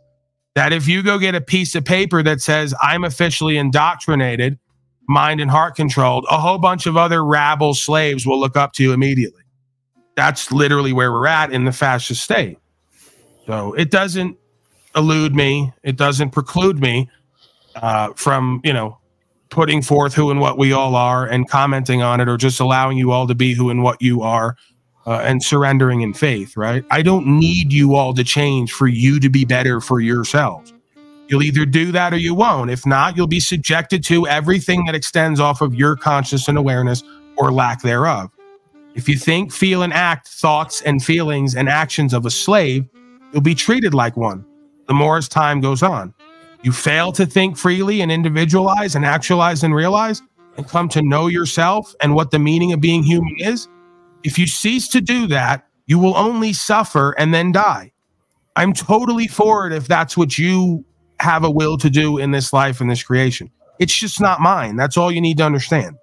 Because it seems that I'm a great source of confusion for a lot of these folks. Right? It seems that they're in chaos, confusion, or that I'm maddening for them because they show up here every so often or every day and they wonder, what's Paulie Boy doing? Why is he doing it? Doesn't he understand? No, I'm there with you. I'm beyond it. Recognize the wages and the consequences of being a free-thinking individual, actualized, realized man in this realm. You may have to experience some pain, some tests, some challenges, some incarceration. You may have to be put to death before your time. That's the story of human history. Let me know when you folks finally rouse yourself and wake up from your hypnotized state and start to recognize who and what we are and have always been and where this is going. I don't know. I'm already pretty tired. I know. Most folks are drained and tired. They've been incarnating life after life. Just dead in the heat of fascism and oppression, repression, depression. And they're the source of it. That's what's so maddening to the individual. Everything you hate and don't like that drains you, you are the source of simultaneously. What a motherfucking paradox, huh? You can only get so far. You also got to look at the insignificance of Farty and his crew. Is that, they really try to become something of significance where they don't have the creative or artistic sensibilities to make anything or create or generate any kind of change or benefit for anyone but themselves in the form of a paycheck. So, right. What is let's be real, right? What is a person like Artie actually going to do if he's not a part of the legal society, pushing papers day after day and repeating their crap that they've filled his head with? What else is he going to do other than get on a pair of skates and potentially bring me a hamburger and french fries at Sonic? Seriously. I mean, I'm not demeaning folks who work at Sonic. There has to be someone for every position in the community, but someone like him doesn't have a servant's heart. He's not willing to make less and serve other people. He'd rather make more and serve the devil, like most folks in this culture and society. If I can get 100, 200,000, suck dick every day, be involved in evil and just be ignorant and arrogant about it, hey, I'm better off. It's all about me, I. And you're tricked right out of position. And there goes your culture and society right along with you. Because everyone around you's just like you. They think still got I'm the a dummy if this broadcast one day ends and I'm one of the people I talk about and I have to go work at Denny's and I have to serve Tribe or someone else their meal every day. I'm not above it. It's not beneath me. Paul. I'd rather go work for $12 an hour and serve moons over my hammy, even though I don't like the idea of constantly eating these animals. I'd rather go serve someone or something outside myself than my own perverted, deviant ego and false sense of self and be part of a collective undoing of the human experience. That's how not egotistical and narcissistic I am. I can't say the same for the rest of you. And it's embarrassing. So point me to your sign and your car and all the rest of your debt and all the things you think you have while you've already sold out your soul. You're already deep into the fascism and the deviance and perversion, and you don't even want a way out. You laugh and snickle and giggle, and then you hang your head in shame. You got to watch that there. I said gigger. That'll get me in trouble with Brian O'Shea's new you said the N-word? American community over there. They're saying, what the fuck did he just say? A gigger? Real quick. Dude, are you already brother by any how to chance? talk? Because I noticed that he's only been communicating via flashcards. Yeah, that's his mic doesn't work. His tech is off, so he's decided to resort to the old ways of carrier pigeon or flashcards. Okay, Well, I that's wasn't like sure a if new- he was trying to teach us like a history lesson here, or like. No, that's a new. We're taking it back. In order to go forward, sometimes you got to go back. We're going back to We're like the silent downgrading era of broadcast. Downgrading it. Can you full screen me Hey, and Paul, then full screen Kidro to see the resemblance of Artie and Kidro? Is kind of strange. Are you guys related by any chance? No. I also No, find it's it part of, I told you, and I'm not going to insult Kidro. You guys are going to start with him when he's being, he's not doing anything. He's not even disagreeing. He's not causing any problems. And then you want to right away start insulting him. And then you're going to make me sound insulting by telling the truth that I just told you something about this creation has like this emulation property where you start to all look alike based on the ideas that you hold and how you live. It's some bizarre assimilation program. And I'm not being insulting, and I want to pull these folks out of it if I'm able to. They might pull me in while I'm trying to pull them out. And I will come out the other side looking like an Artie Kidro amalgamation. And then the assimilation will be complete. Well, Paul, you got to look at the Farty Club and his little cohorts there. You know, there's a boring, uninteresting group of people to be around, I'm sure, at their parties and everything else that they do. Whereas they come over here, it's like kind of out of Wayne's World, where they came backstage at Alice Cooper and his band before the concert. I want to stop you right there. You're aware that you're aware that you might be doing it again, because there's a large portion of this audience that'll say, "Tribe, that's you. Boring, uninteresting, monotone. That's you." Well, good for them, but I'll be backstage with the band talking about etymology and the archaeological and geological significance of Milwaukee, where they were playing, and then the peons that come in that don't get the foundations of why you're doing anything in the first place in a creative sense, a generative sense, they'll be like, "Oh, we are not worthy." So I kind of see Barty and his crew and the Wayne and what was his buddy's name in that realm. All right, give me a final word, man. I got to get the hell out of here. We've been spending too much time on the metaverse, and it's pure insanity. Yeah. It's going nowhere. A lot of times when I come up here, it's just pure insanity, but I like it. I'm just like, yo, just ride. Yeah, you got to look at that. If you're Just thriving ride in the the wave midst of of chaos. insanity, you might have something to look at there. Although that might be a good quality. If you can thrive in the midst of insanity, then you'll be at home in this world. What do you think I'm of just used to coming to Klaus this channel and then being like, I wonder what chaos is on today. Right. Let's What do you view think of the slaves Klaus and their... Joey? Come B on, looking man. at Final words, Penal. Don't do this. You're going to try to drag it out. More passive-aggressive games that you like to play. I asked you over an hour ago, or no, how long is it? Time is really like flying now, and by that I mean the opposite. Whatever the opposite of that is, it's dragging. So we're only 3 hours and 39 minutes in. That means I'm only 39 minutes over, but it's felt like a lifetime. I got to tell you, between Artie and just, you know, the legal lawful conversation and just the complete lack of vision, inspiration, empowerment, understanding. Lack It's of fucking vision, draining, man. That's why I wear glasses. Right. It's draining. That's why I've left everyone and everything behind at some point, because just being around them and having to interact with them is fucking draining. It's not enriching. It's not nourishing. It's not like inspiring. It's just like, it's like beating your head against the wall. I'm the fool, right? I continue to let them in here and spew their insanity and put their foolishness on display while claiming it's me. And then I try to argue with them, proving I'm the biggest fool here over and over again. And I do it all for the benefit or the enjoyment or the entertainment of the audience, really. Here, Paul, trust me. When I heard Snafu start going off, I'm like, that is true. You're right. You might have me on that one. I got some good competition with Snafu on who's the biggest fool here. Again, it's easier to fool folks than it is to convince them they've been fooled. And if you argue with a fool, he's doing the same. Well, Paul, let me give my final words here to give everyone else that cue. He who judges a fool is himself judged a fool. So on that, I'd say the judger of the fool is the fool of the judger? No, that he becomes judged the fool by his act and his intent of trying to judge a fool. But no one should ever judge someone, or else they become the fool. Well, they set the judgment for themselves by their act. You can't hide from the truth. So by the act, it's and if you witness it firsthand, that's about as close to the truth as you're going to have is the firsthand witnessing. And right, the wise man uses discernment, God uses judgment. So they're connected, but they're not the same. Beautiful. So, all right, great segue, Paul. I want to give the cue for everyone to. All right, bye. Get out of here. Get out. Let's go. I got to get out of here. I got to eat something. I haven't even eaten yet today. It's almost 5 o'clock. All right, Kidjo, get out of here. We love you. You're Artie's nephew now. You're Artie's twin. That's the new narrative.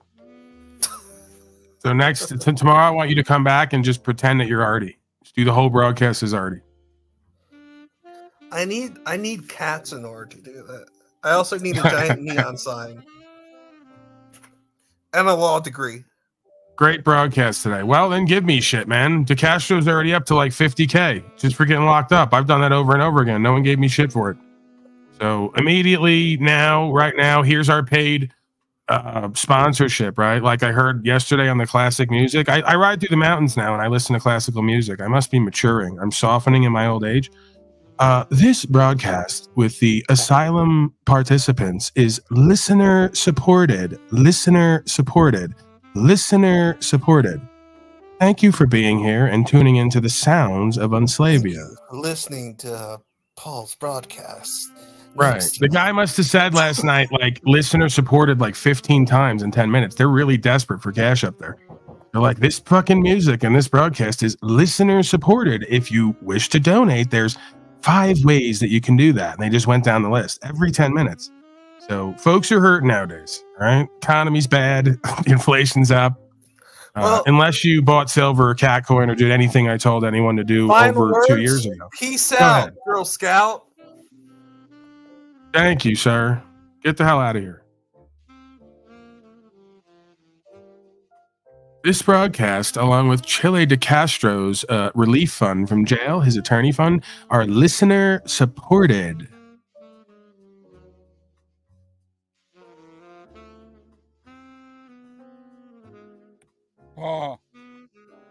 Goblin. If I sue my parents over signing over my birth certificate, I believe that's as far back as I can go. But oh no, you can go further back than that. I mean, judging by the way you presented here at times, you could sue them for just having you. I mean, that caused loss, injury, and harm.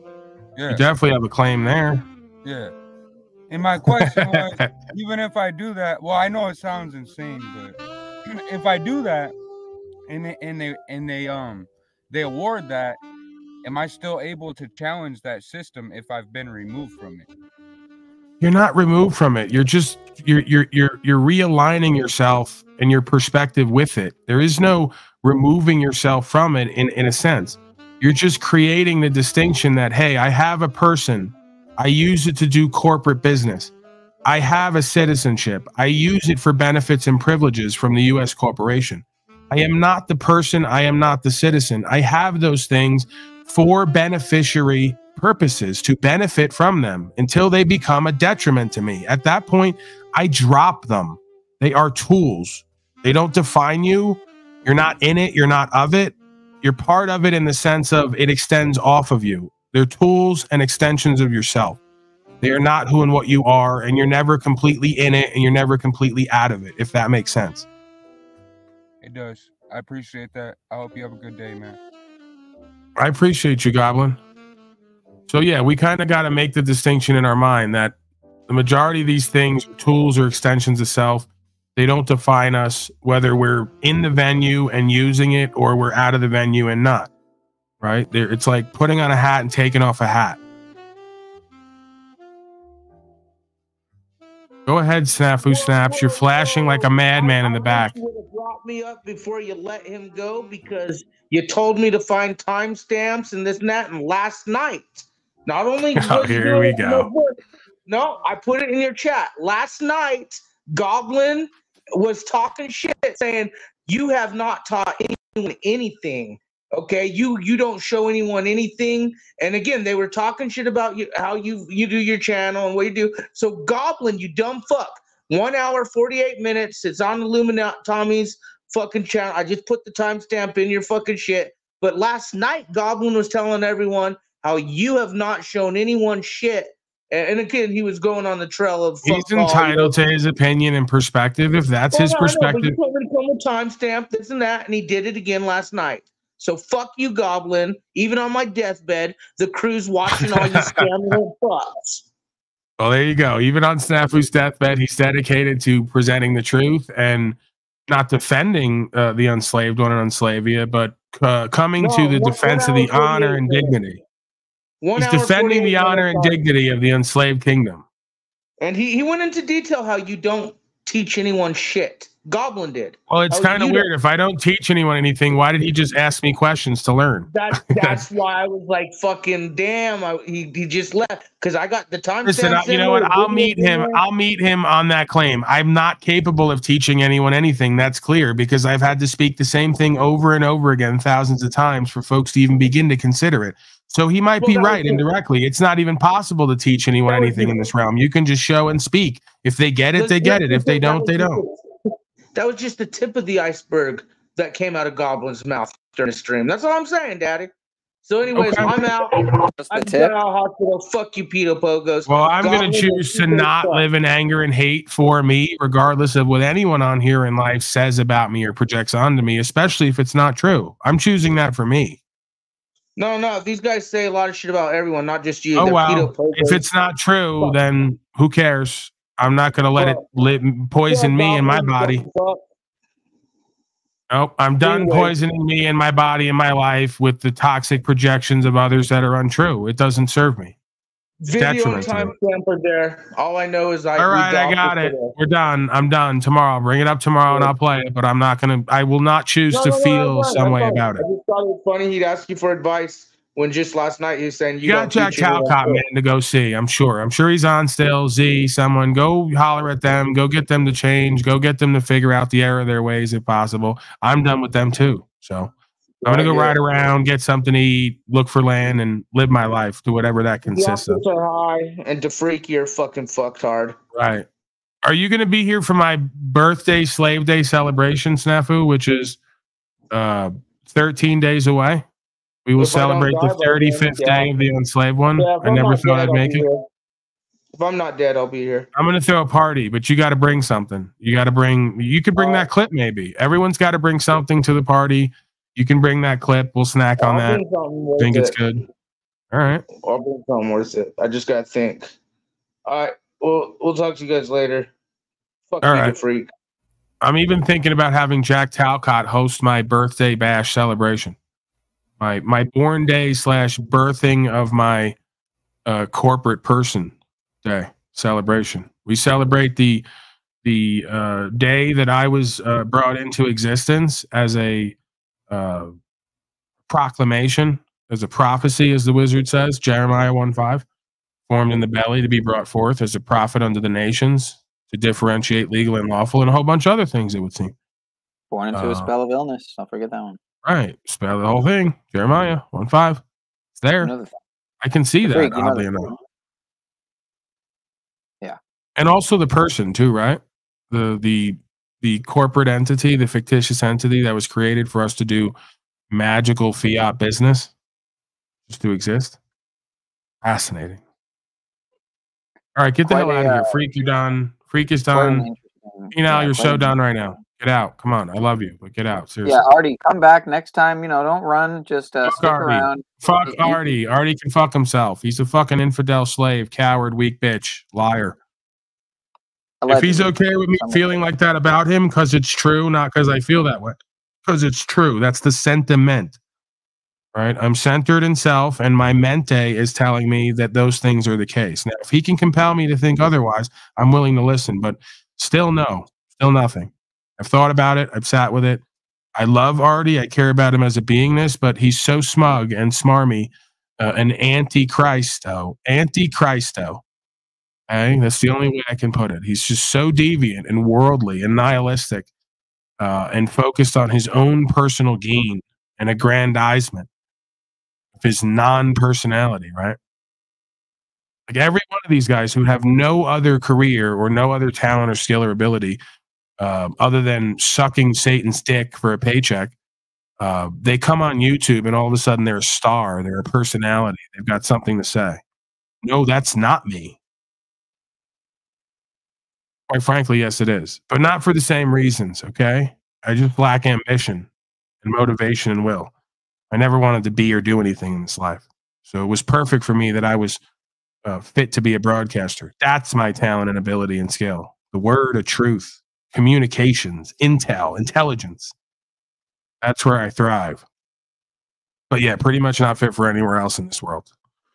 Completely different reasons than Artie and the rest of them. I don't know, man. I think just because you had a bad, maybe bad last experience at a festival doesn't mean that you wouldn't be super fit in at festivals as a possible, route for more on the ground. I never said I had a bad experience. I said I had an amazing experience, and that I'm thankful and grateful for it. It's just that they wanted to lie and bullshit and play games after the fact, and still have not created any clarity with me on what happened. Yeah, where was that at? By you, Southwest? Sean, you're trying to keep me here again indirectly. You're like doing small talk with me about festivals and shit. Didn't I not just tell you 10 times, final word, I want to leave out of here? Yeah, you definitely You really don't respect me or my time at all, do you? And you contribute little to nothing to, like, I could die right now. Like, what have you contributed to this broadcast and what I've done? I just brought tons of new people. I mean, tons of new people? I would say. What, those 8 fucking rainbow wearing tards who stare at the blacklight posters and take DMT? Well, there's them. That's just a few. Those people would have found their way here anyway. They're lost and confused. It's only a matter of time before they bump into everything that exists on the internet doing nothing else. Yeah, I mean, You always got to make me like, you always got to be passive aggressive and then make me get aggressive and offensive. You guys always pull it out of me. You tell me how to be more. Why do I have to throw you out and ask you to leave more than 5 or 10 times and give a final word? Why do you end every interaction? This is the love you never got and completed with your father.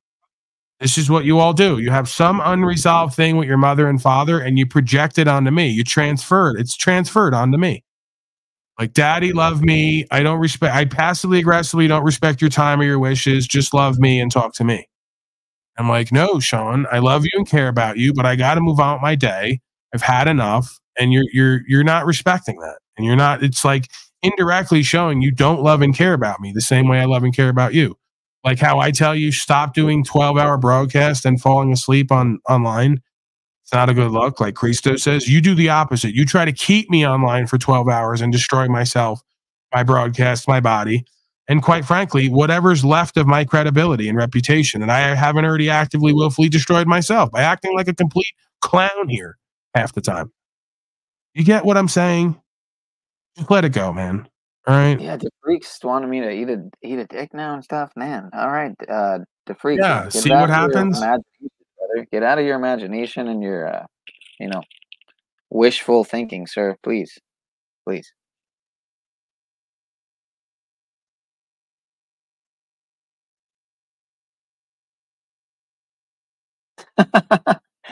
That's the facts, allegedly. So I've been told. All right, yeah, I got shit to do. You're right. I don't expect you to drag it to 4 hours and 20 minutes. Because come on, man, go clean your room. We're not playing schizophrenic number obsession games. It never matters what number we land on. Okay, that's for the schizophrenic delusional people like you, not me. And I don't want to become that. So please. All right. Well, instead of passing through to someone completely worthless tonight, if I am live, then pass through. Please, sir. I could use your help. It's the least you could do. The least I could do? What, I owe you something now? Yeah, you can come by allowing you to be here and giving you benefits and privileges. Make better use out of mine. Wow, this is fascinating. It's like you know what? I'm throwing you out now. It's beyond fucking offensive, right? I've already showed up at this terrible broadcast before with 10 people watching. Wasn't enough. It's never enough. I let them be here. I let them promote indirectly. I give them all the benefits and privileges and the love and care and the information, everything that I am. I give it away day after day, forever, freely. What do? They turn around and say, the least you can do is give me more. Amazing. Fascinating. Astounding. Sean Talcott. I think we found Jack's son. All right, I'm out of here, people. I'm done. It's seriously. You got to look at it. It's pure insanity.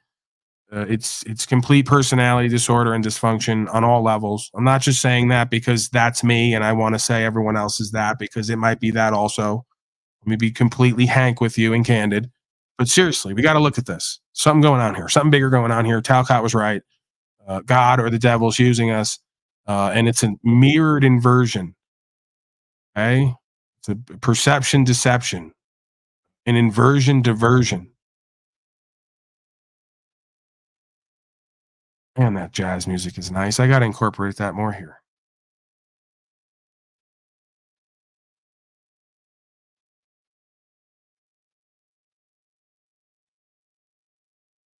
See, Pineal, you had me fucking distracted here. I didn't even do what I was supposed to do.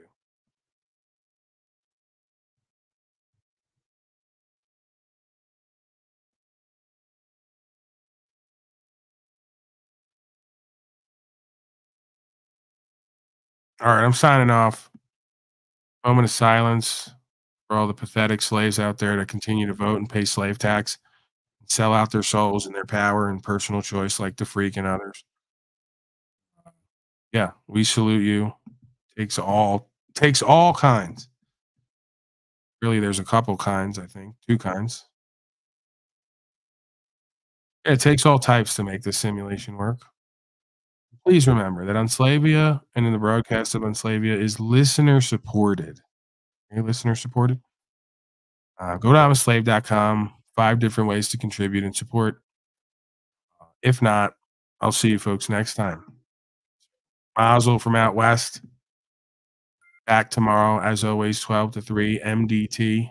Don't even know what that means, MDT, but you do. You can look it up if you don't. And that's pretty much it. I don't know what else to say. I love you. If you don't love the truth back, go fuck yourself.